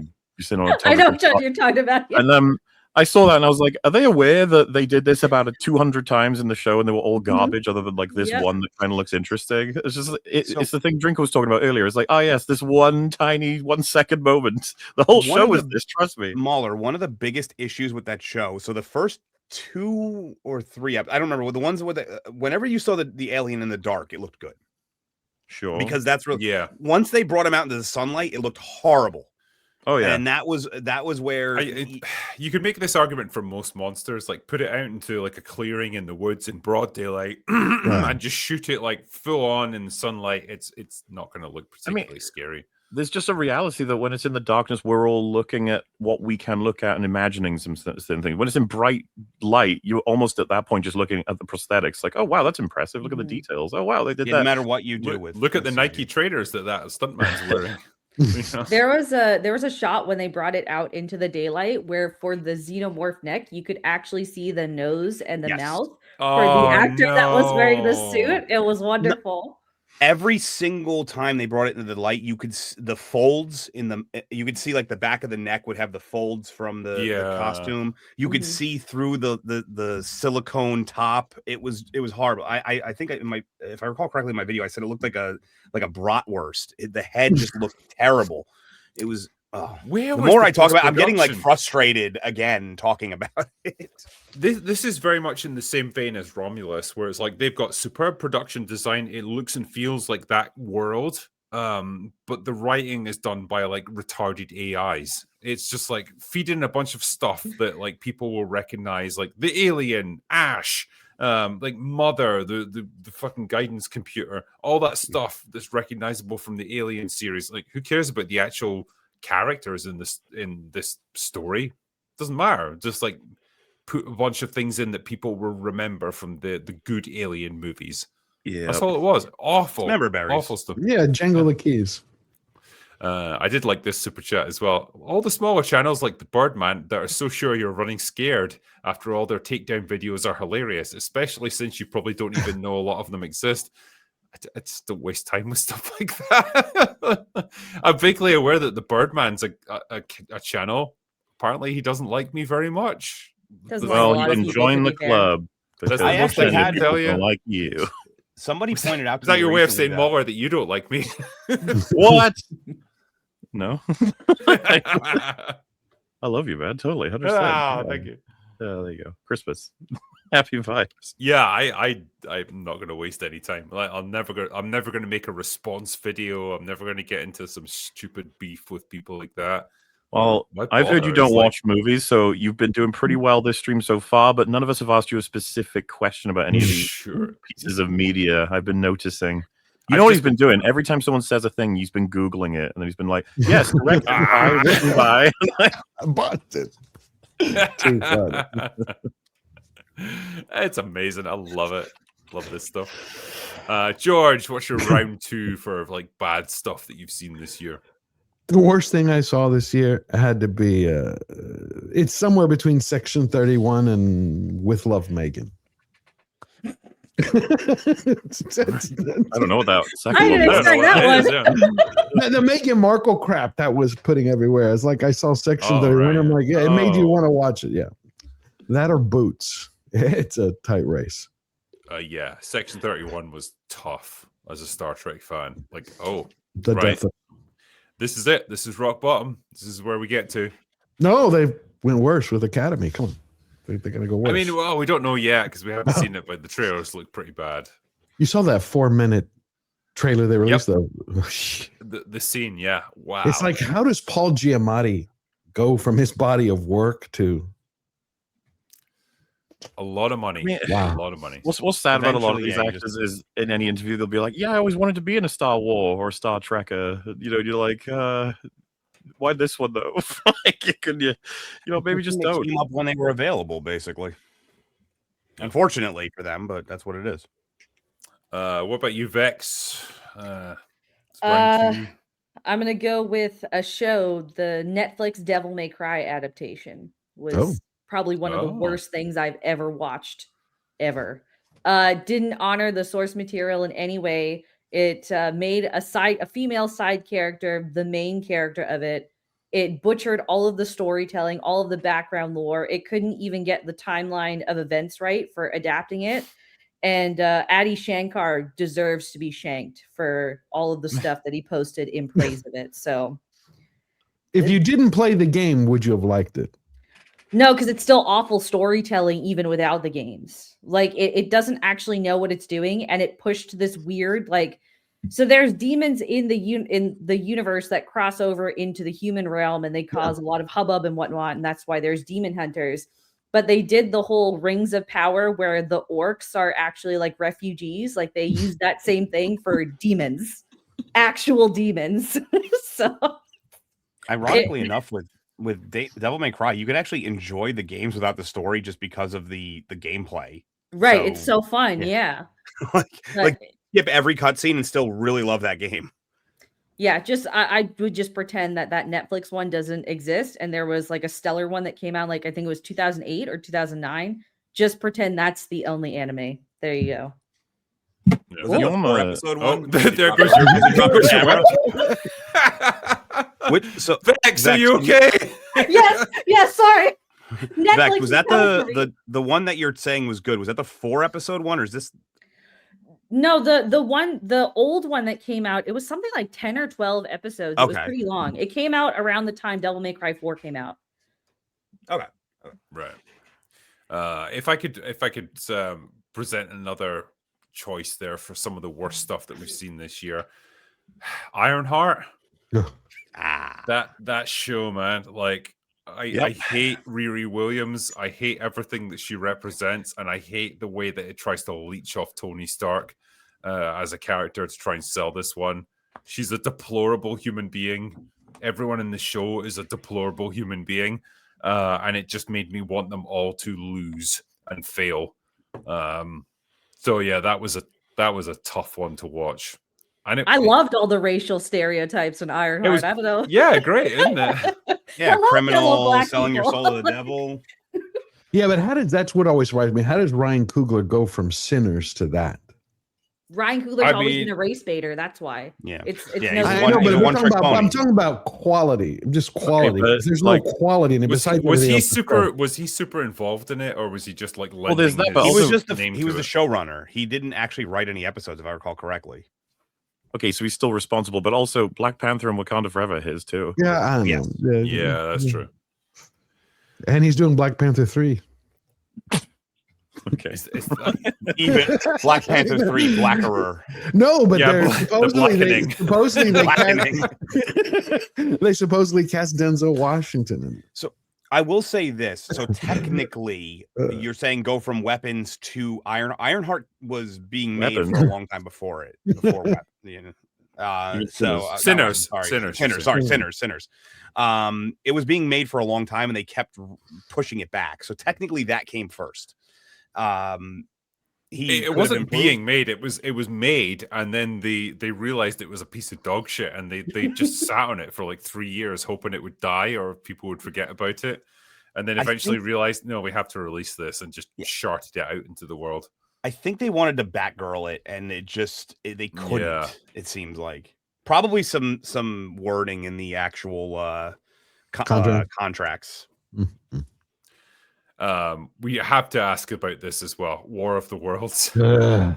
I loved it for all the Ice Cube reactions. I mean, for that alone, it was glorious. But like, I think it was almost a movie that everyone involved with knew that it was shit, and so they just released it, embracing it. Just embrace the shit. Yeah. It was possibly a low point in Western civilization, but there it is. You can't tell where the low points are anymore. It reminded me of so that. many. It reminded me of that Amazon one. I can't remember the name anymore. The one with the president who goes like all Die Hard, the female president. Oh, G20. Oh, G20. Yeah, That was also hilarious. That one was funny as fuck. Yeah. that was a movie of all time for sure. Wow. Yeah, it was wild, man. But Amazon, you know. There's another category, right? That because I was talking to you guys about this earlier, right? There's the best and worst of the year for sure, like ones that you have really strong opinions on, and then there's movies and TV shows where you had to remind yourself that they existed, right? Because I was looking back through my reviews of everything that I've seen this year, and there was ones that came up where I was like, "Oh my god, I forgot that I ever even saw that," and made a video about it. And I can try and talk you through some of them here, right? And you can, by all means, like give me some of yours if they come up. But the ones that I've got on my list here, Electric State, cost like $300 million to make, insanely expensive movie. Saw it once, completely forgot about it. It was the most forgettable slop content imaginable. The Running Man, Edgar Wright, Glenn Powell, great people involved in it, somehow turned into the most forgettable dog shit movie that you could ever see. And like I had to remind myself that it even came out, and that was only a few weeks ago. And it's already back on. It's already on streaming. I saw it 2 days ago. It's already on streaming. That's insane. That's just depressing. And it's funny because that's like recent. And I think if you'd gone another few weeks, I would have forgotten that even existed, like at all. Yep. The Amateur was that. I forgot until I saw it on streaming the other day that it had come out with Rami Malek and. It's funny. I put Predator Badlands into the category of forgettable as well because it wasn't terrible enough for me to really hate with a passion. It was just so bleh. It was just bland. It was just like a generic Disney movie, and I forgot about it really quickly. Maybe we can teach you to hate it. I mean, you could. It's 100%. It needs more hatred. It deserves more hatred. Agreed. You sort of taught me to hate Wake Up Dead, man. So you had to be taught to hate that? Yeah, because I was just I came into that thinking like that's the least shit Rian Johnson Knives Out movie that I've seen, and so yay, Ryan! Oh, is that the new? Is that the new Onion, Glass Onion movie? Yeah, so they do Onion. Yes. I just saw that pop up the other day. I was like, yeah, I'm not gonna watch that. It's really bad. Probably shouldn't. Yeah, but what about Tron? It's better than Glass Onion. I'll say that. Fucking hell, Tron, yeah. Tron Ares. Tron arse. But I think the worst thing was watching them trying to promote it all around the world. With a big press packet. Come on. What do you Leto. even do with something Leto like was that? going in. They were putting Leto into these theaters that were barely full, and it's like, promotion, they're like, yeah. we're here to present Jared Leto, and he's like, "Hello, ladies." There's And like 5 claps in the there's audience. like 3 people there. I There wonder was how many people, like average audience members, know who he is. Right. Because he's not like, I know he's been in shit tons of stuff for a long time, but do they recognize him as much as they do like a Brad Pitt? You know, I don't think seems so. unlikely. Mhm. Yeah, be maybe like, I you're do. the guy from Morbius. Come It's on. funny because Oh my god, As it's I the was- Joker. There is When actually an I- online petition to have Morbius re-released for a 3rd time. there was a It's like- trailer that put Morbius into the leaked trailer for Doomsday. Might I add? It was fantastic. It was. Oh, God, I'd love that. But one thing I wish I would have known about how weird of a person he really is, because I released my review for Ares too quickly, in my opinion. I found out about 2 days later how strange Jared You Leto don't know really about the cult is. stuff. I now know. I wish I would have known when I was writing my review. Yeah, he's a fucking freak, but you know, Yeah. it happens. Oh, yeah, You he's should like see a the- cult leader. Yeah, the stuff he did during during Suicide Squad. Yeah, yeah. Yeah, like sent like used condoms to his castmates and stuff. Like, I think that's the point where I would just say, you know what, it's not worth the fucking paycheck. I'm Really, getting you out should of be here. fucking punching him for shit like that. Like, Yeah, it's stop like messing that's around, that's you piece next of level shit. bullshit. Like, Dead I'm Rat. method acting. It's like, yeah, I'm method acting too. yeah, I'm method acting as a fucking guy who hates you. Like, I put, you know, the thing is, I put Superman as well into my most forgettable category. It's an I could interesting agree with one. that. It was a Because forgettable movie. It is 100% forgettable. It's like I have to keep reminding myself, okay, it's James Gunn's Superman by James Gunn. It was a movie that came out this year, and it was another superhero movie. Beyond that, I'm struggling, man. I know it had a dog in it. The dog, yeah. I don't think it's forgettable only because of the ripple effect it's had. You know, now we're obviously Supergirl's coming out in this upcoming year. It affected, which was a pretty well received show in Peacemaker, and I think it had a ripple effect that you can't really forget. You know what I feel bad is Corn Sweat. I enjoyed him in his moments where the writing supported him as Superman, but I think he could pull it off. I just couldn't stand the film. He was good casting. I was so Yeah. confused by some of the costume and makeup design because like he did a whole spread with Nicholas Hoult. I can't remember which magazine. I was like, wow, that's actually a hot guy. Why did they make him look like such a tard in the movie? With They were the using weird shoulders and the new everything. 52 version of the costume, which is not particularly good. So What I about think, I think Peacemaker? that we've come to learn that he has a better handle on Superman as a character than James Gunn as well. Yeah. Oh, you're talking about that the doesn't surprise audition. me. Just him fighting with James Gunn at every turn, and every time you find out the fight, you're like, oh, Corn Sweat's right. You should go with what he said, I actually. think 2025 is definitely the year that I went from like, oh, I sort of respect James Gunn to I'm kind of ambivalent about him to like, no, I actively like he pisses me off now. Like his whole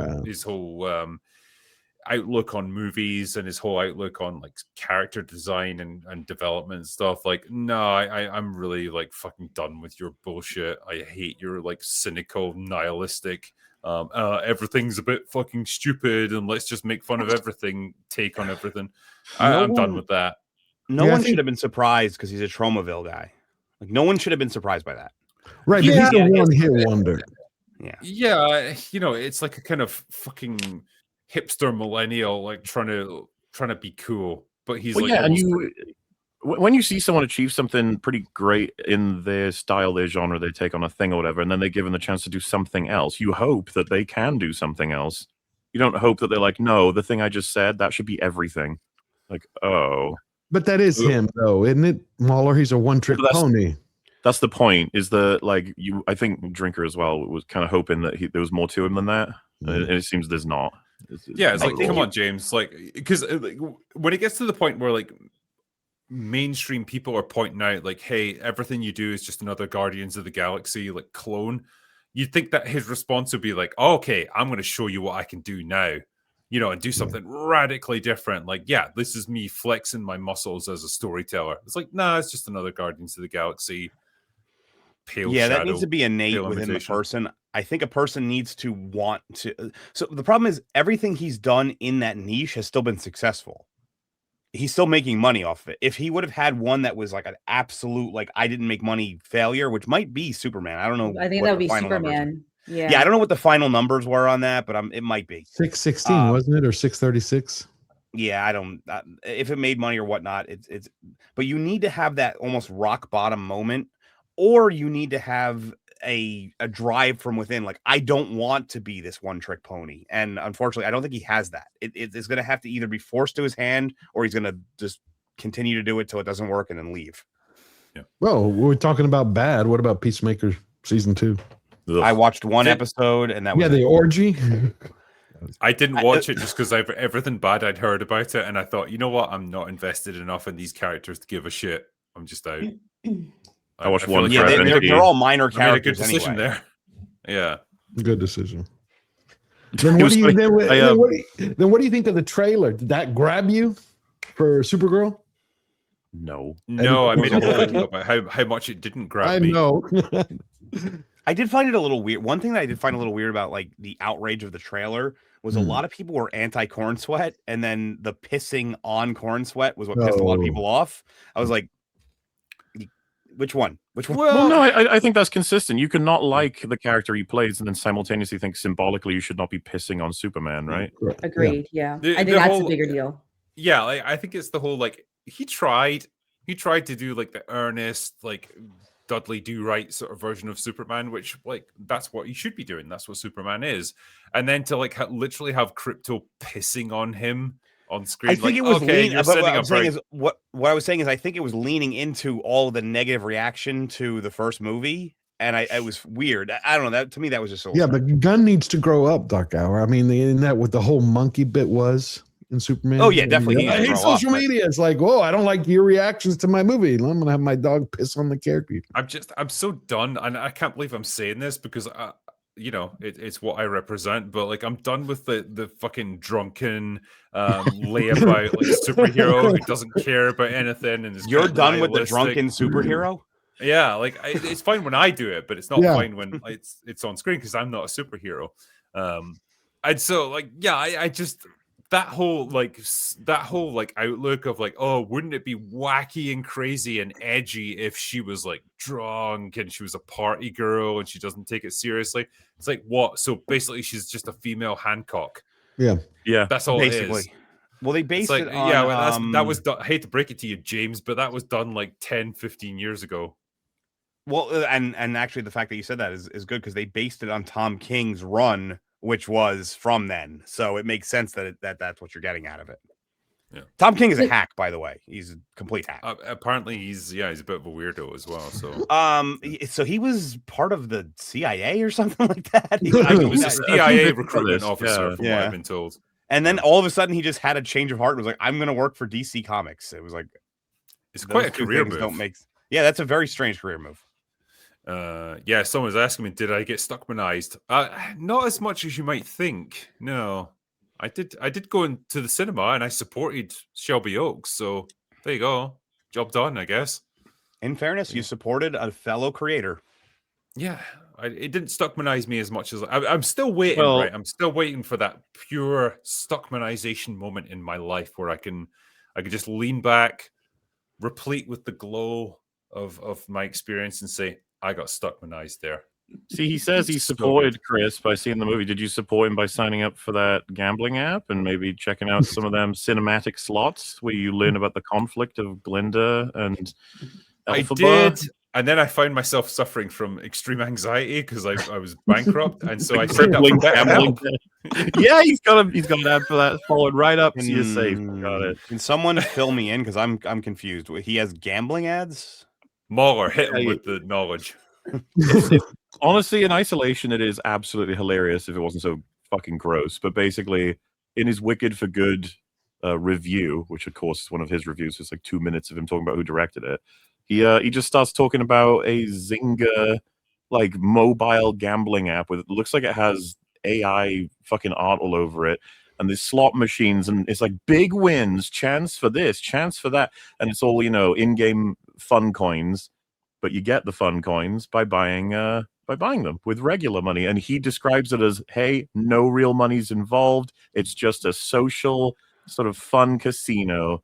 no real gambling happening here. When obviously they're predatory and they're basically designed to create fucking horrifying addictions in people to drain them of all their money. So he knows that. Basically, he's trying to take the job away from Blender Guy, is what you're telling me. Blender Guy? Blender Guy. From he appears. Go ahead. If you've ever sailed the high seas for a movie, MauLer, you'll remember that like the gentleman who puts like a bunch of like money and stuff into a blender and then lots of lovely stuff comes I think out I know what you're talking about. The black guy, like. See, the thing is, at least those felt like they try to make ends meet. They don't know what the fuck's going on. They're in a fucking ad. I love how you're defending it. Blender Guy. I love when the person who's curating the pirated material, let's call it that, he's curating it, places it in such a spot that makes you laugh your ass off. That's my favorite thing. And I would shit all over the people fucking for doing that anyway. But the reason why it's particularly bad with Chris is because he made this fucking huge effort recently to be like, ethically speaking, I think it's bad to ever criticize a movie. Like it's not good. It doesn't support people. Ethically. Blah, blah, blah. And then he's like, by the way, check out gambling and fucking shady as shit psychotherapy online. He's like, are you serious? And it's like, yeah, but it's money. It's money. Yeah, you like some money? That's the whole idea. I would like money. Chris made lots of money from that, I'm sure. I think my favorite one was when you guys were talking for ages about like the fucking shitty microwave meals that he was like touting. And he's like, my super busy lifestyle means that I need like food on the go for me and my family. And it's like, what fucking busy lifestyle do you have? Making 5-minute videos like once every few days. The thing with the Factor ads, and it's like the most awful looking quality. Food. Yeah, they look like what they are: microwave broccoli. Oh, it's Bachelor Chow from fucking Futurama. And that's the thing. I even said, listen, everyone has a fucking TV dinner here and there, whatever the fuck you want to call it, but like to call it a restaurant quality meal, it's like fuck off, dude. Come on. I think Rags was trying to defend that. It's like, well, McDonald's technically is a restaurant, so technically.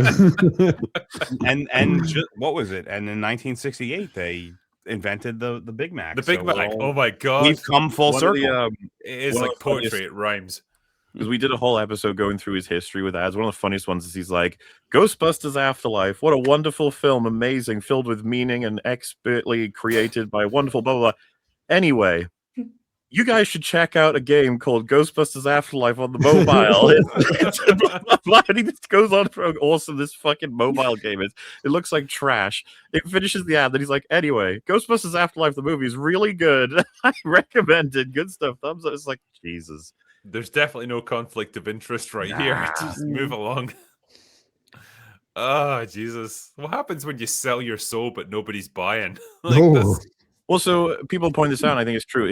His channel, he's turned it into a billboard, and he's just willing to sell to anybody who's come across it. He doesn't even review films. And doing that gambling ad has turned his fans from saying, oh, he's a sweet, wholesome little chungus, and he can say whatever he wants, yay, into this motherfucker doesn't say anything meaningful.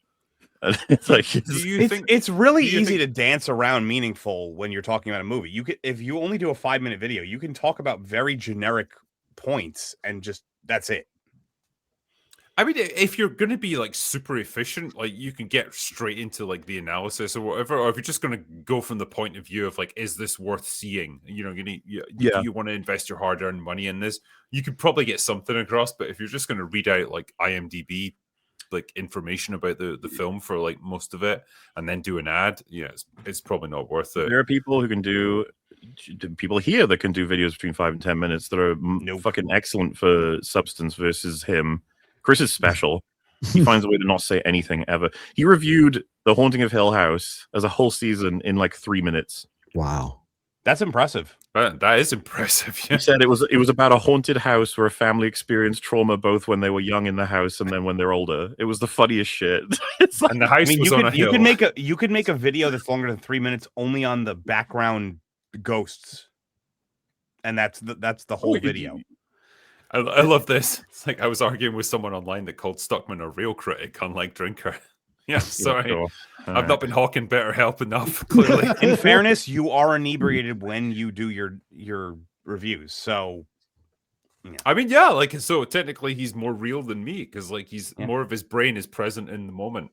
It's just, how much of it are you getting? Mhm. But yeah, it's a shame. Do you think there's an element of like he knows? I don't know. Looking at his viewing figures and stuff, that like his channel's perhaps on its last legs, and maybe it's just a case of milking as much as he can out of it in terms of ad revenue and sponsorships and stuff before it just goes off completely. I don't know what's going to happen but his audience need to really rethink who they're spending their time with. I guess you could see like the comment sections were pretty frustrated with that, but apparently there's this sort of culture with his channel where he just doesn't care. He's been doing ads like that one I mentioned about Ghostbusters Afterlife. You guys remember when that came out? It was like 20. How early ago? What I was think That was 2 years 2017 ago, or wasn't it? 18. No, No, you're thinking of Frozen Empire. Oh yeah. Afterlife, was- yeah. So Well, Afterlife came before Frozen Empire, right? Yeah. Yeah, I don't know. yeah. I've checked out on Ghostbusters. I think Okay, well, Afterlife anyway. was maybe 2021. I Right, think. so Maybe. point being, it goes early as that, and even further that his audience have been like, "What the fuck you doing?" Like the conflict of interest, or the hawking horrible products, or the just hyper. He's been doing BetterHelp for fucking ages, which is amazing, by the way, considering the insane scandals that company has had. Just FYI, any YouTuber listening or viewer that's gonna potentially take sponsorships, don't take it with BetterHelp. Swear to God, there are other people you can do it with. Yeah, Crash and Burn, the Chris Stuckman story. I mean, normally it's more like people in the industry, but I suppose technically he is in the industry now. Yeah. He's a filmmaker. Well, and by the way, that fucking. Do you see the profile picture for that? Can you bring it back up? Oh, all right, hold on. I fucking love Where that. is It's it? Where is it? It's from I Am Giant, which, by the way, masterpiece of a movie. I feel like Oh no, I think I've lost it. Sorry, like feel like the chat's going by too quickly. That person like say an- something else. Can crap you. I feel like a Crash and Burn Chris Stuckman would officially put you into the long drinker. Well, the thing is, the chapter isn't closed yet. We got to see. Oh, if yeah. Exactly. It would just keep going. There it is. What the His face is crushed in the door. I fucking love that. He makes the sound of blah. No, I agree with MauLer, by the way. Iron Giant, super. I don't want to say underrated, but it is a masterpiece. Yeah, the way I would say it, DarkHour, is like it's rated really highly and it's underrated. Yeah, that's a good way to put it. It deserves to be even higher rated. It's so fucking good. Yeah, if it's a 9, it should be a 10 kind of thing. Yeah. The other movie that made it into my like most forgettable movies of the year was Thunderbolts. Oh my Yeah. god. Remember that? That was a film that got released. That was a Wasn't Marvel that- movie. Wasn't that like February when that came out? No, it was March. May. Yeah. May? Really? That was, It came out in was May? that was the film that was going to kick off the summer box office season. Yep. Yeah. The new Avengers. Remember they rebranded them? You know what's Yeah. even crazy is there were people saying it was going to be a major success. Thunderbolts, being There's Of still the people that Marvel say it was movies a that major came out- success. it's insane. Of the Marvel movies that came out, it was one of them. It was. It was a Marvel movie of all time.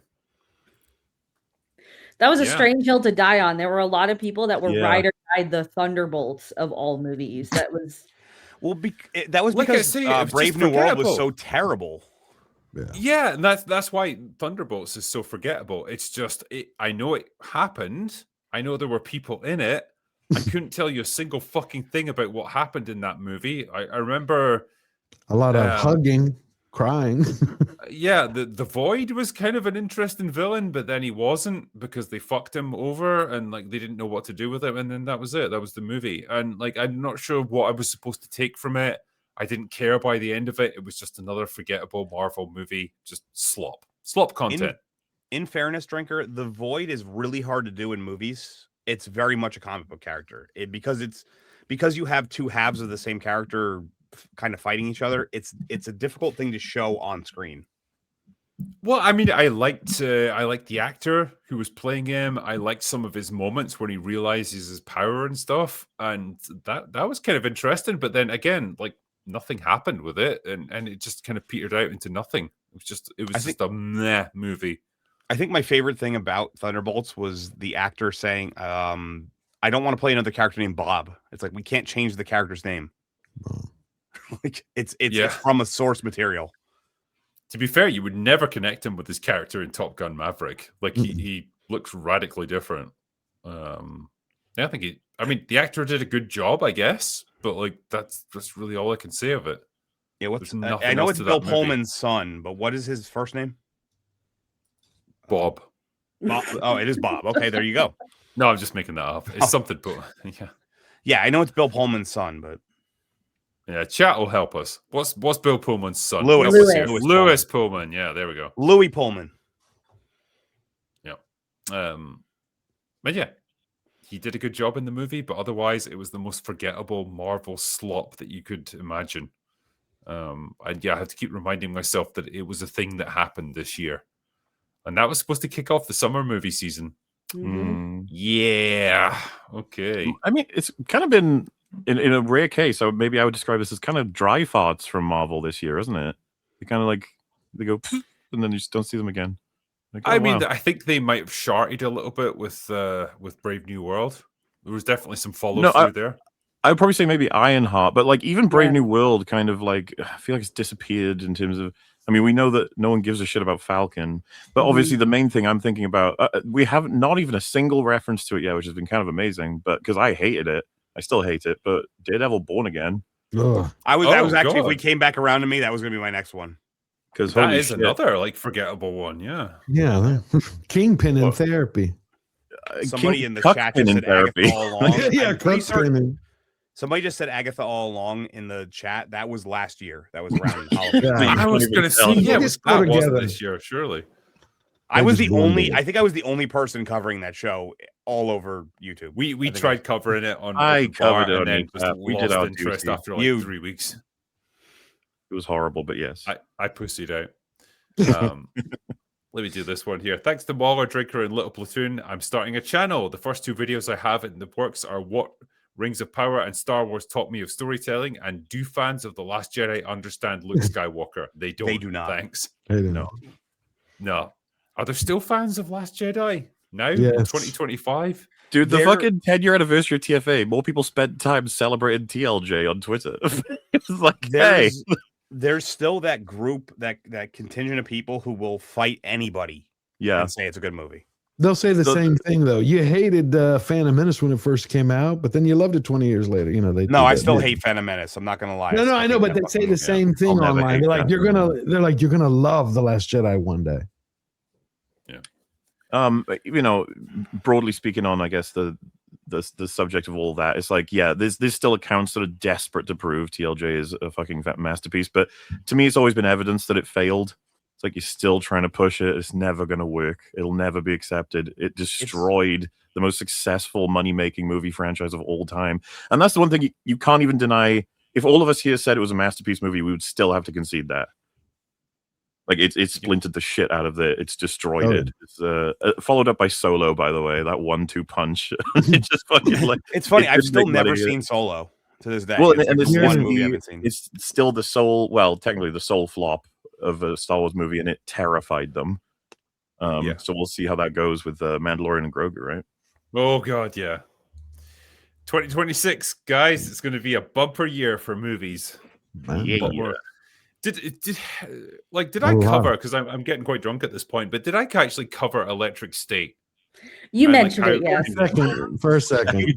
You mentioned it for about which is about all you need to do. I did want to delve into it slightly, and just like the sheer amount of money that was spent on that movie, and the amount of just promotion that it got, and the complete lack of impact that it had. No one talked about it. No one was even remotely interested in it. And even at the end of the film, like while I was watching it, I just got to the end of it and thought, what was the point in that? Like, what was I supposed to take from it? What was anyone who made this film trying to tell us about anything? It was just the most pointless, excessive use of insane amounts of money that I think I could come up with. It did nothing. It accomplished nothing. It made me feel nothing. Why was it? I don't know. I asked that about a lot of movies. This might be one of the most extreme examples, though, because this was an expensive film to make. And yet, just no one talks about it. No one remembers it. Like, I had to look back through my reviews to even remind myself that it was a thing. What can be said? I didn't even see it. I don't remember it. I watched it. I honest to God can't remember it. That's how unmemorable it was. It's cost $320 million. Still significantly less than the average Marvel film. Yeah, that's I mean, that's 2025 numbers. Let's be honest, that's average. Wait, was It's probably cost more Megalopolis then, soft- right? Megalopolis is 2024. That's right. Yeah. I thought it was for some reason 2025. Yeah, that's still one of the most confusing movies I've ever seen. Yeah. I'm happy to never see that in my entire existence. I was forced to watch it. I trusted Coppola. I was forced to watch it yeah. as a producer at the time. Like, Yeah. Hey man, I would prefer we have more megalopolises of just like a crazy artist running off to just do the thing he wants to do entirely the way he wants to do it. Then what even is Electric State? Do the Russos really feel that was their baby? I would love to talk to them about it and be like, was this your passion project? Yeah. If so, why? What were you passionate about? What was I don't even remember what it was about. Was it like some trucker finds Millie Bobby Brown and they save like a BB robot or something? Yes. Wow. I genuinely can't remember what the plot was. That's actually really interesting because you're asking me what the plot of the movie was, and I can't even fucking remember. I remember Millie Bobby Brown and Chris Pratt having absolutely no chemistry.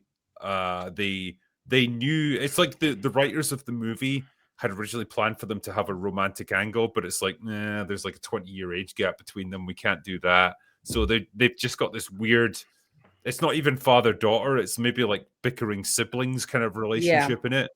And it's ironic because Millie Bobby Brown looks about 40 years old in it. So. The only thing I remember about that movie was the press tour where Chris Pratt stood in front of her so she could stand up because she was wearing a skirt that was too short. Oh, he was a gentleman. Yeah. Yes, he did the gentleman thing. Mm-hmm. Yeah. That was a movie of all time, I guess. Tell you what, how about we try and answer some super chats? Sure. Because that sums up the year right there.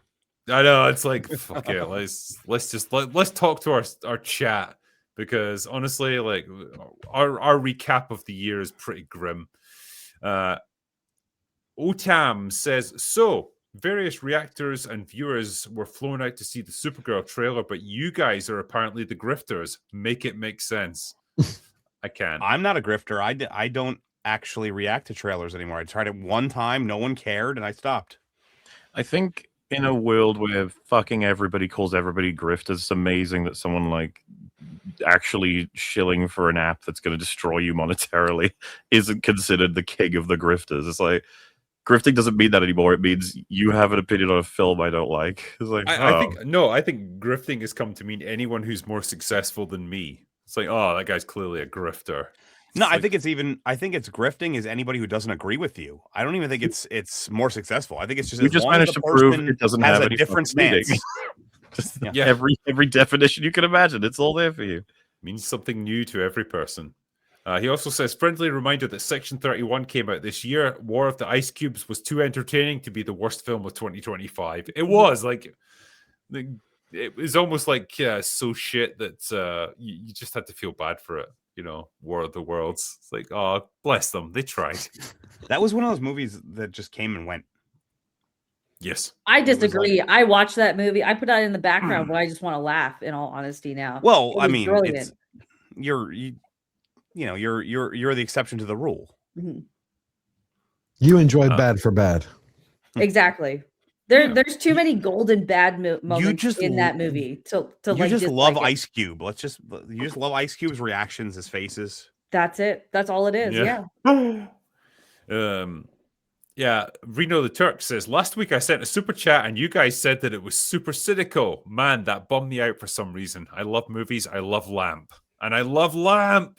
I don't know. Like, what was your Yeah, it depends. What did you say? Yeah. If you said to us like all movies are shit and we're doomed, then yeah, we'd probably say you were a bit cynical, but I don't know. Winter GS says, hail gods and drunkards, thank you for another wonderful year. Have a merry and happy Christmas. Peace be unto unto you and yours. Thank you. Appreciate it, man. Yeah. Reno also says, Ryan has the disposition of a serial killer. He destroyed the feeling of wonder and joy for Star Wars fans. Say what you will about the prequels, but they didn't disrespect the IP and especially the fans. He looks like a serial killer. Well, but like Ryan would have. Oh, sorry. I was listening to that, so I thought they were saying Ryan Kinnell because he was on the last. No, episode. Ryan Johnson. I mean, he does have the disposition of a serial The fact killer. that I thought that when you said he's the disposition of a serial killer. I was like, well, yeah. I mean, I've helped him bury the bodies, so like I know. Yeah, what do you think, MauLer? Ryan Johnson's so he destroyed the feeling of wonder and joy of Star Wars fans. But the prequels, they didn't. 100%. There's no. This is another fact that you can't deny. The prequels kept Star Wars alive and well. Oh, yeah. Third-party content that spewed from the prequels was insane. People were super passionate about it. The world building. We were talking about this with the character of the planets in Disney Star Wars versus even the prequel. You can obviously the OT, but the prequels as well. It's like Mustafar, lava planet. It's like true. But Mustafar's pretty fucking like everyone recognizes it. You know what I mean? It's cool looking. You might want to say what generic desert planet do you want to take us to this? Exactly. So a lot of the stuff in Disney Star Wars is kind of just you don't remember any of those planets, and maybe that's due to the fact of what events take place on it or how they're presented or whatever. But even Felucia, that you see very briefly, and you can call a jungle planet, it's like I still remember exactly the uniqueness of it as a planet, right? And there's just so many, and like the prequels just gives people a chance to make a bunch more stuff, but nobody cares about the shit they've made from the sequel trilogy to spawn things off of it. I love the way that biospheres work in Star Wars, where it's like, on planet Earth, we have a polar region, we've got temperate regions, tropical regions, desert regions. On Star Wars world, it's like you've got desert planet. The whole planet's just a desert. Like, yeah, but that's jungle planet. The whole planet's a jungle. That makes sense. Though, how our star relates to the planet. It's like fucking other stars in our solar system are more unique in biomes, right? Like a single biome. Yeah, actually, MauLer. That's actually a good point. In fairness, we're a very unique planet when it comes to our solar system. So yeah. Wow, drinker, are you not an astrologist? the primary issue I was drunk. The primary issue with you need to be more of an astrologist. so the primary issue with the prequels is that they have to go to one point. We need it to end here, so it tapers in all of the storylines we could possibly tell. And then all the games that are getting made, right? Prequel era, they spawn off a whole bunch of shit for all different characters. In the Disney Star Wars era, they're like Star Wars Outlaws, OT. We're not going to send it the sequel era. Who the fuck wants to do that? And it's like, yeah, obviously. I just find that so fascinating. It's like, do you want to have a Rey game? No, nobody wants. I have been to Star Wars Galaxy's Edge a couple of times, and holy fuck, it is a desolate. You son of a bitch! You're actually going to you went to that place. It's a desolate wasteland of creativity. It's where imagination goes to die. There's not even scum and villainy. It's just empty. They do have like really cool like circular Coke cans there that you can get. Like, that's pretty much the only good thing that I took from it. No, spherical. Sorry. The toilets were really clean. Yeah. Yeah, because no one used them because no one fucking went there. I've never been to Disney World, so I have no idea. Yeah, it's mostly overpriced garbage, but yeah. Chucksenhausen says easily my favorite part of 2025 has got to be back in February when Drinker, DarkHour, Lance, and myself got to review the Hash Brown legendary Cobra Kai finale. Glad that you like me transporting everywhere. I mean, yeah, we talked about Cobra Kai, and it was nice that it got a decent send off. I'm satisfied with the ending that it's got. I had a hash brown for breakfast. Excellent. Breakfast of Champions. Did anyone see Locked and Novocaine? Not great, but charming and a nice reminder of lower budget ideas that Hollywood seems to have forgotten. I watched Novocaine. Yeah, it was good fun. Liked that one. Didn't expect to, but I did. That was this year? Yep. I think that was this year, yeah. It was this year, yep. That must have been like super early in the year. I think it was, yeah. Reno the Turk says, regardless of movies, grateful for gatherings of groups, be it Open Bar, EFAP, BSUP, The Real BBC, and more. Also, super chats and jokes in between. Merry Christmas, plus nothing beats a good fringy laugh. Hell yeah. That's very true. Fringy does have a good laugh, yeah. He does. Very hard. That Australian laugh. My favorite, I guess, variant is when he's losing his mind, like going insane laugh. Well, you know, I don't know if you've seen it, but the QTEs to eat food in Star Wars Outlaws, when he starts laughing on that one, that is like his Joker moment. It's absolutely. Fringy has this it's interesting. Oh, go ahead. Sorry, Joker. No, I was going to say it's interesting as well. Like the only time I've seen him get genuinely angry was the Chris Stuckman BetterHelp ads. Yeah, that really really delved into mental health, and it's like, oh shit, this has really pissed him off. Like I've never seen Fringy like that before. Damn. Because Fringy has this unnatural ability to like disappear in the stream, and then when he pops in, it's amazing. Well, he'll appreciate that. But also, it's like he disappears to the background, and then all of a sudden he takes it over. The thing that would have pissed him off, not just the fact that it's like a mental health manipulation thing, is the fact that it has a long history. And a lot of us, like some people are completely unaware of it because they've only just heard about BetterHelp, but like it's been controversially awful for many years. I think even maybe a decade at this point. It's gone on for fucking ages. Many scandals selling like medical data to Google to, you know, personalize ads, or making it really difficult to be able to sign away from it or get off it because it wants your money. And then the no licenses for its therapists and this fucking like herbal medicine people on there trying to be like, yes, I'll help you with your brain. Yeah. And then it being like, you can have therapy in a text chat. It's just like, what? You know, all of it. Yeah, absolutely. I'm almost certain they're using AI already, but they obviously don't want to admit it. But so yeah, it incenses all of us, but certainly him as well. Kirsch VTuber sounds a lot like Grace Randolph. Why would you ever want to sound like Grace Randolph? Dude, so I like to think I sound like Grace Randolph. No, you sound like a real human being, so no, I don't. She's fast becoming one of our favorite people to cover on EFAB. she's just like most wacky, says unique things, but simultaneously she's not like, she doesn't come across like, she's so unpredictable. It's really fun. You know what I mean? I can't imagine Grace Randolph in daily life, just like going to a fucking like restaurant and ordering like some breakfast or whatever. Like I can't see it. I could see her going to any diner in the United States and immediately telling the waiter that everything she got was terrible.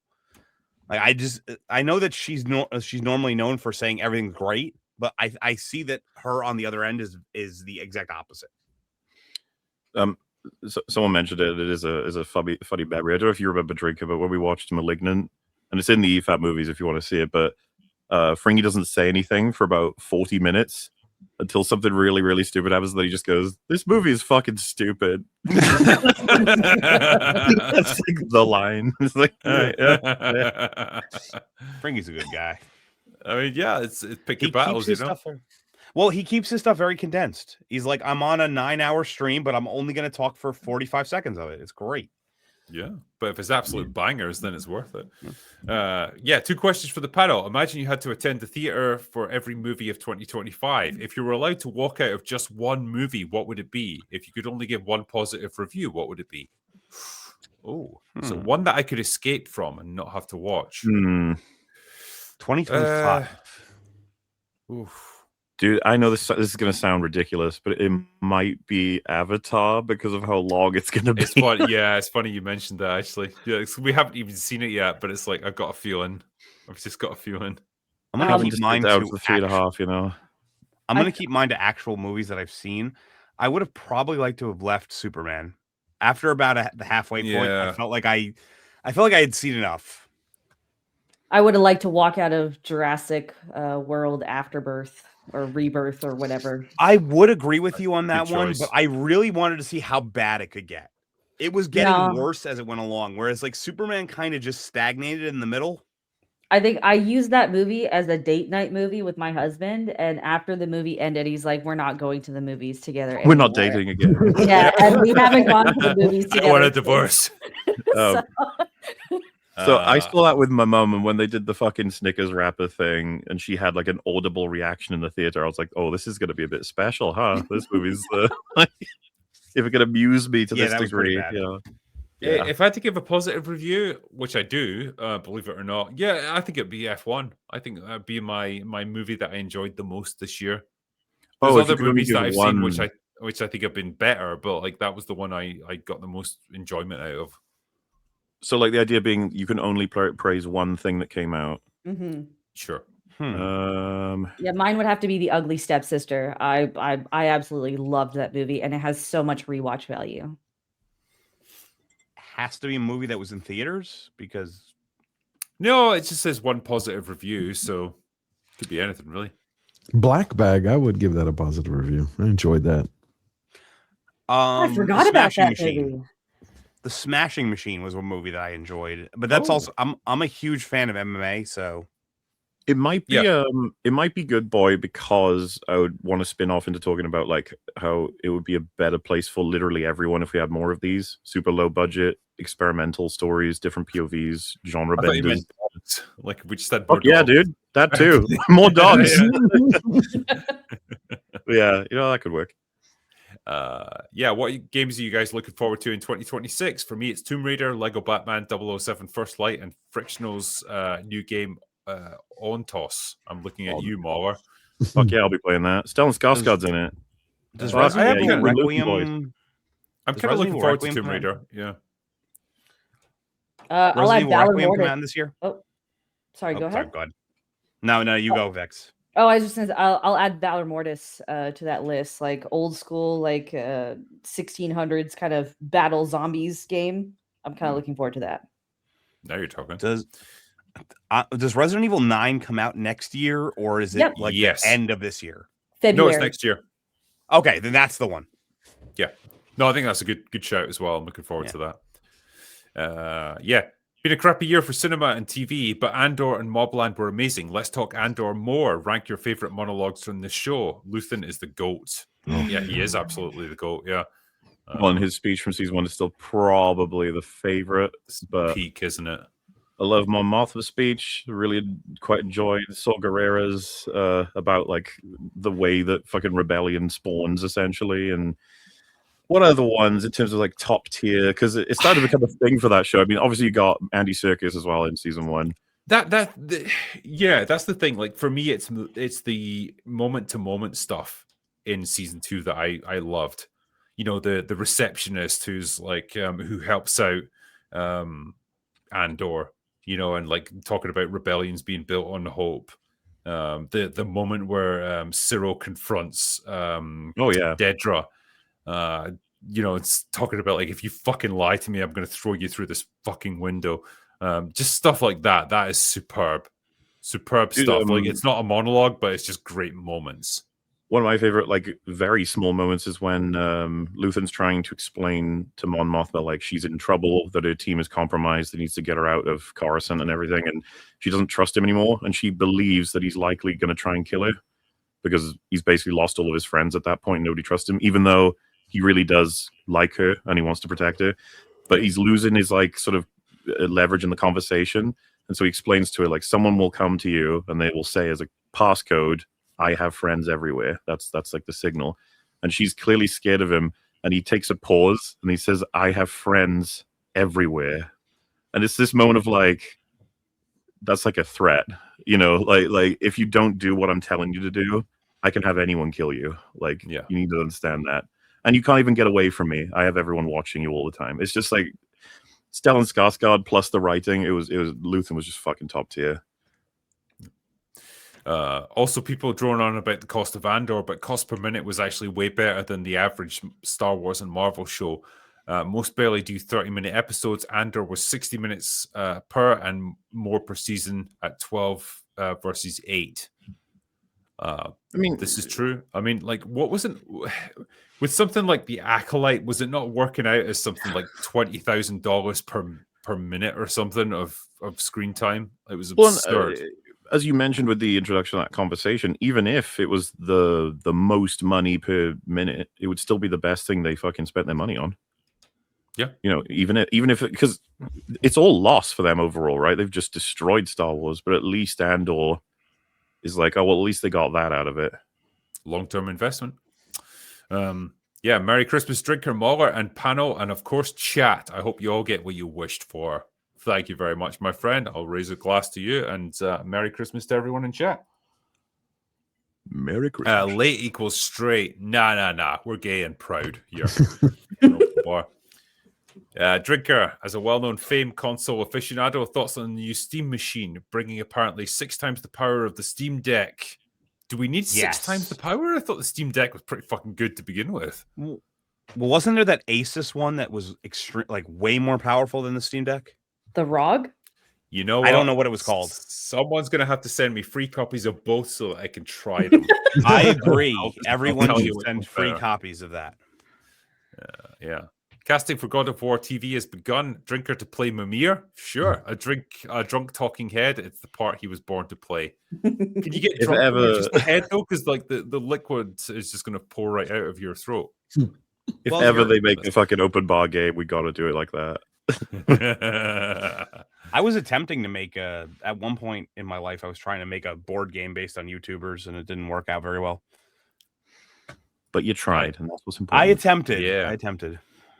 I love this one. But every single Scottish person does it. It's a groundskeeper Willie quote there. Well, you got Drinker to use his real accent instead of that one that he's pretending is his real accent. Yeah, this is my posh one that I do for YouTube. It was a blast to stream with you on Mr. Brown's. Thank you. Yes, it was indeed. Yeah, I was just there a couple of nights ago. It was good fun. Phobos. Yeah, we covered 1982 on all the best movies. My review of 2025, shit. It was pretty much shit. I mean, it was forgettable. It was a forgettable year. I think that in 2026, we're going to look back on it and be like, hey, which things happened in what year? Shit, man. Hopefully we don't look back on it and be like, oh, man, we had it so good in 2025. We just didn't know it. Yeah. Well, I mean, it's not like we feel that way necessarily about, I don't know, 2020, is it? You know, it's like, oh, wow, what a great year that was. Come back to me. Everyone's face is just like, That's tequila face. I'm sorry. Horrible malaise of Was 2025 better than 2024? That's the question. I had like a list of like 15 great things that came out this year. Incrementally? So I was still happy. I had 5 movies, 5 shows. Yeah, like we're at the tail end of that like COVID shit. Like from this point forward, it should be better. I mean, how long are they going to keep blaming COVID? I said the tail end. Like, I said the very it's the very end of it. No, I get it. Merry Christmas, Open Bar. Hopefully you all have holiday cheer. Who's your favorite actor who played Santa? Mine is Tim Allen from Santa Claus. Kurt Russell. Obviously, Billy Bob Thornton in Bad Santa. That's a good one. Yeah. I don't know the actor's name, but the guy who played him in Santa Claus, the movie, I thought was just perfect. Wasn't Santa Claus Tim Allen? That was no. You're talking about the original? No. Yeah. So, it was. David Hiddleston or Huddleston. Sorry. Yeah, he played Santa Claus in that. A couple of people in the chat said Bill Goldberg, and I want to throw that one out there. Santa's Sleigh, underrated. Hey, there you go. I liked Mel Gibson in Fat Man as Santa. Yeah, that was pretty fun. Was David Harbour not playing him in Violent Night? Yes. That was originally my choice, but then I saw Bill Goldberg and I went with that one. That was actually quite fun. I quite liked Violent Night. It's like, for me, it was like half a good movie and then half like bad execution. I don't know. I almost wanted to love it. It's just, they didn't let me. No, yeah, they fumbled it a little bit. It overstayed its welcome. If the movie would have ended like 20 minutes sooner, it would have been good. No Christmas show unsubbed. Well, rightly so. Yeah, I'm sorry. I'm not doing fucking Open Bar on Christmas Day. Sorry, man. I will be passed out by that point. Everything's a lie, and all Hollywood movies are brainwashing material for pros like you and me. Cheers, motherfuckers. Cheers. Morale -1. MauLer's got all the hose into snow just like Santa. Yeah, MauLer knows where it's at. Can I throw one more out there about people playing Santa in The Big Show in Jingle All the Way? There you go. Oh yeah, good. Dude, the fucking underground Santas are great in that. The sort of toy cult, whatever the fuck they're doing. Oh, yeah, that's Turbo Man, isn't it? Fucking- Yeah, I it love was. it. It was. Man. It was. Yeah, Turbo Man. They had the like international version. Then he gets into a fight with the Santas, and he has to fight the big Santa, which to me He always gets into a reminds me. fight with a fucking reindeer at one point. Yeah, Where it's just like That the camera movie- pans in on him and he's like, "You picked the wrong day." That was You know what's his the- face. The original Anakin Skywalker actor. I can't remember his name all of a sudden. Oh, But he Jake was Lloyd? Jake Lloyd. That's it. And Phil Hartman. Somebody said Phil Hartman. Yeah, Phil Yeah. Hartman. One But of his yeah, that last fight he movies. has Might I add. with the team of Santas, and then there's the big Santa that he can't beat. It reminded me of Mask of Zorro, where he fights all the guys. That is the big dude. Do you remember that? Drinker, you must remember Mask of Zorro. Zorro's fucking around with all those guys. One of his like earlier attempts at getting to where he is, and then there's the huge now, Uh, dude. He knocks all we his did our teeth out. watch through of Zorro like 10 about years 3 ago. or 4 years ago. Oh, you remember when he knocks the guy's teeth out with the not bowling balls, the cannonballs? Remember Oh yeah. that dude? Sorry. Yeah, Yeah, that's yeah. Fuck. I love that movie. Here we go. For the panel, say your favorite movie quote, but as Gal Gadot. Okay. Oh shit! If we're not back by dawn, call the president. If it But- bleeds, we can kill it. I was about to make another. I was gonna be like, I'll. It sucks because it's like he has an accent. It's, I'll be back. Yeah, I was thinking get to the chopper, but how do you do Get that? They to sound the the same. Like, chopper. Get to the The battle top. of the speech impediments. George, Yes. give us your best. No way. Yeah.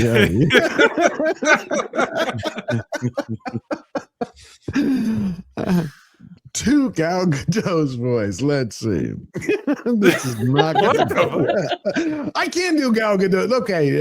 You just have to hold the last syllable. Whatever Yeah, the hold last the syllable last is, just hold it for syllable. like 3 seconds, and you're good. Okay. See your enemies. I don't know if I can. See your enemies. Have them driven before you. There you go. Yo, there you go. And hear the lamentations of their women. Vex, you got to give us your best shot. Go. get to the chopper. Brilliant. I feel like that could be a whole stream, just taking famous movie quotes and just quoting them as Gal Gadot. I mean, yeah, is 2025 going to go down as the year where Gal Gadot just everyone realized that she can't fucking act? I think Snow White was. I think she knew she couldn't act. She just she ran with it. 100% knew, but she fooled us because she was hot. Did not fucking fool us. Been saying she's a shit actress since before Wonder Woman. Well, she pulled the wool Ages. over my eyes, okay? Because I just looked at her and I felt It's so, nice. dude. It's so annoying. We like OnlyFans. We got in trouble for it when we were talking about Wonder Woman. People were like, "She's not a bad actress," but That's thankfully we people were just going down. assuming she's hot. That's people being like, she's Yeah. hot, so she's good. You know. It's hard to like shit on someone who's really hot and just seems like a nice person as well. It's like she had that killer combination. I'm gonna look up movie quotes. Maxwell Lord, you're in grave danger. Give me the Give me the stone. Last time I was this early, I got my wedgie. So I just found a list of like the best movie quotes. It's like, why so serious? It's just- Okay, now she's just Tommy Wiseau. yeah. Actually, I'd love to see him and like her just like face off. Well, I both of them am should be like Groot. surely both of them should be in Avengers Doomsday, right? Might as well, yeah. Yeah, Drinker MauLer will hopefully watch. Sorry, MauLer will hopefully watch DS9 one day. Which character do you think will be his favorite? I think it's going to be the Garrett guy. Oh, Oh yeah. yeah. I feel like MauLer could get on board with the Ferengi. You know, I could see them appealing with you. That sounds kind of sexual. All right. Yeah. Well, you know, they are kind of monstrous looking. Yeah. Greetings all. What's your favorite TV and movie franchise that has thus far managed to avoid modern Hollywood's crapification? Mine would have to be Zorro. Zorro has been given a modern vision. It's horrendous. Nobody's seen it though. It's like When did that happen? Did it It was definitely funny. happen? So when we did that Zorro EFAP movies, Goga edited it, and we mention like, imagine how horrible a new Zorro would be, and he edits in this like Zorro movie that exists that no one's seen. That's like fucking. He's like a tech guy or something, and it's just horrendous. I don't even know what it's called, but nobody cares about it.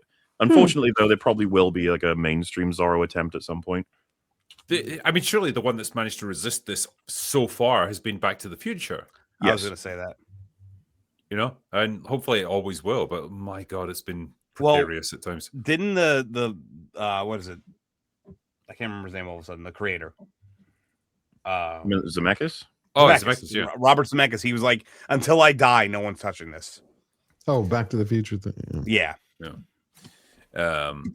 More. Sorry, George. I know you're pretty much out of time here, unfortunately. Oh, it was great being here. Thank you. Merry Christmas to all of you. Hope you have a happy New Year. You too, man. You too. I'll Thank see you for you coming later. up for this. Alrighty, bye-bye. Bye, George. Thanks, man. I'll do a couple more and then I will finish up. There's apparently a Zorro TV show that came out in 2025. Oh, fuck's sake. This is what I mean. You go looking and then you're like, ugh. Yes, please stop. James Cameron wasted the last 25 years of his career on absolute slop. No lie detected here. The moron really wanted Avatar to be his lasting legacy. What a fucking clown. I don't even know what I can say to that. It's like, yeah, you're pretty much right. Well, Did he's he saying say about- he wants to do another Terminator? he does, yeah, with He's new writing one, characters yeah. though. Well, so the comments I've heard from him in retrospect about Terminator and Aliens and stuff, I'm starting to think that he doesn't even like them that much anymore. Like the guy who made them is just not here anymore. What? He didn't even make Aliens. Like, I was going to say he made it. Alien He made is the like movie, but something like he just inherited.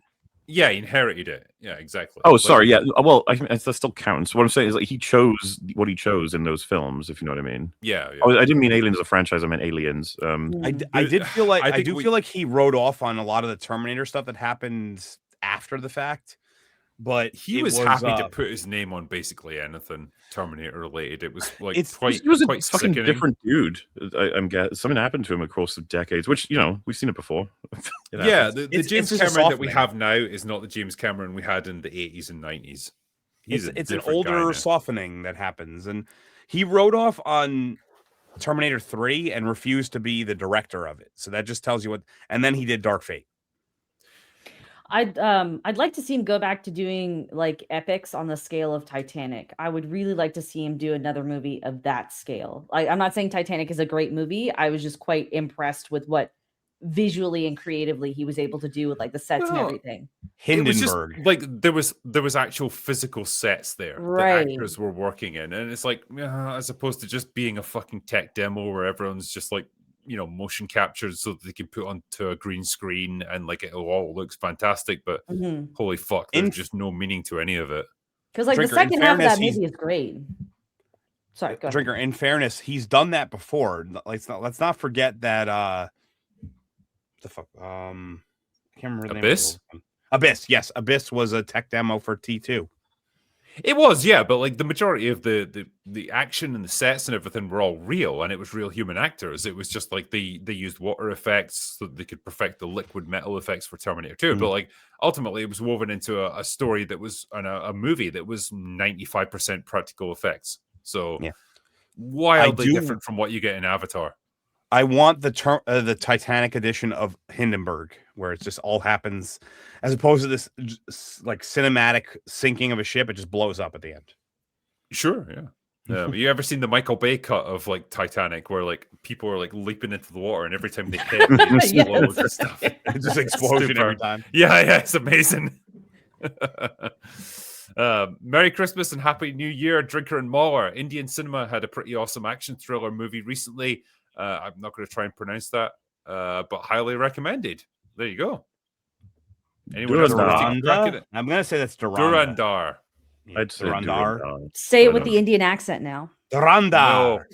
No, I will 100% get cancelled for that. Come on, People Vex, are just you're- waiting you're in the wings to clip this. Okay, Trigger, say it as Gal Gadot then. Vex, you're Sri Lankan. Come on, that's close enough. Durandar. 1968 had destroyed all monsters, the chronological finale of the Showa era of Godzilla and one of my all-time favorites. Well, there you go. Wasn't Pretty that cool, a video pretty game cool. too? Might well be.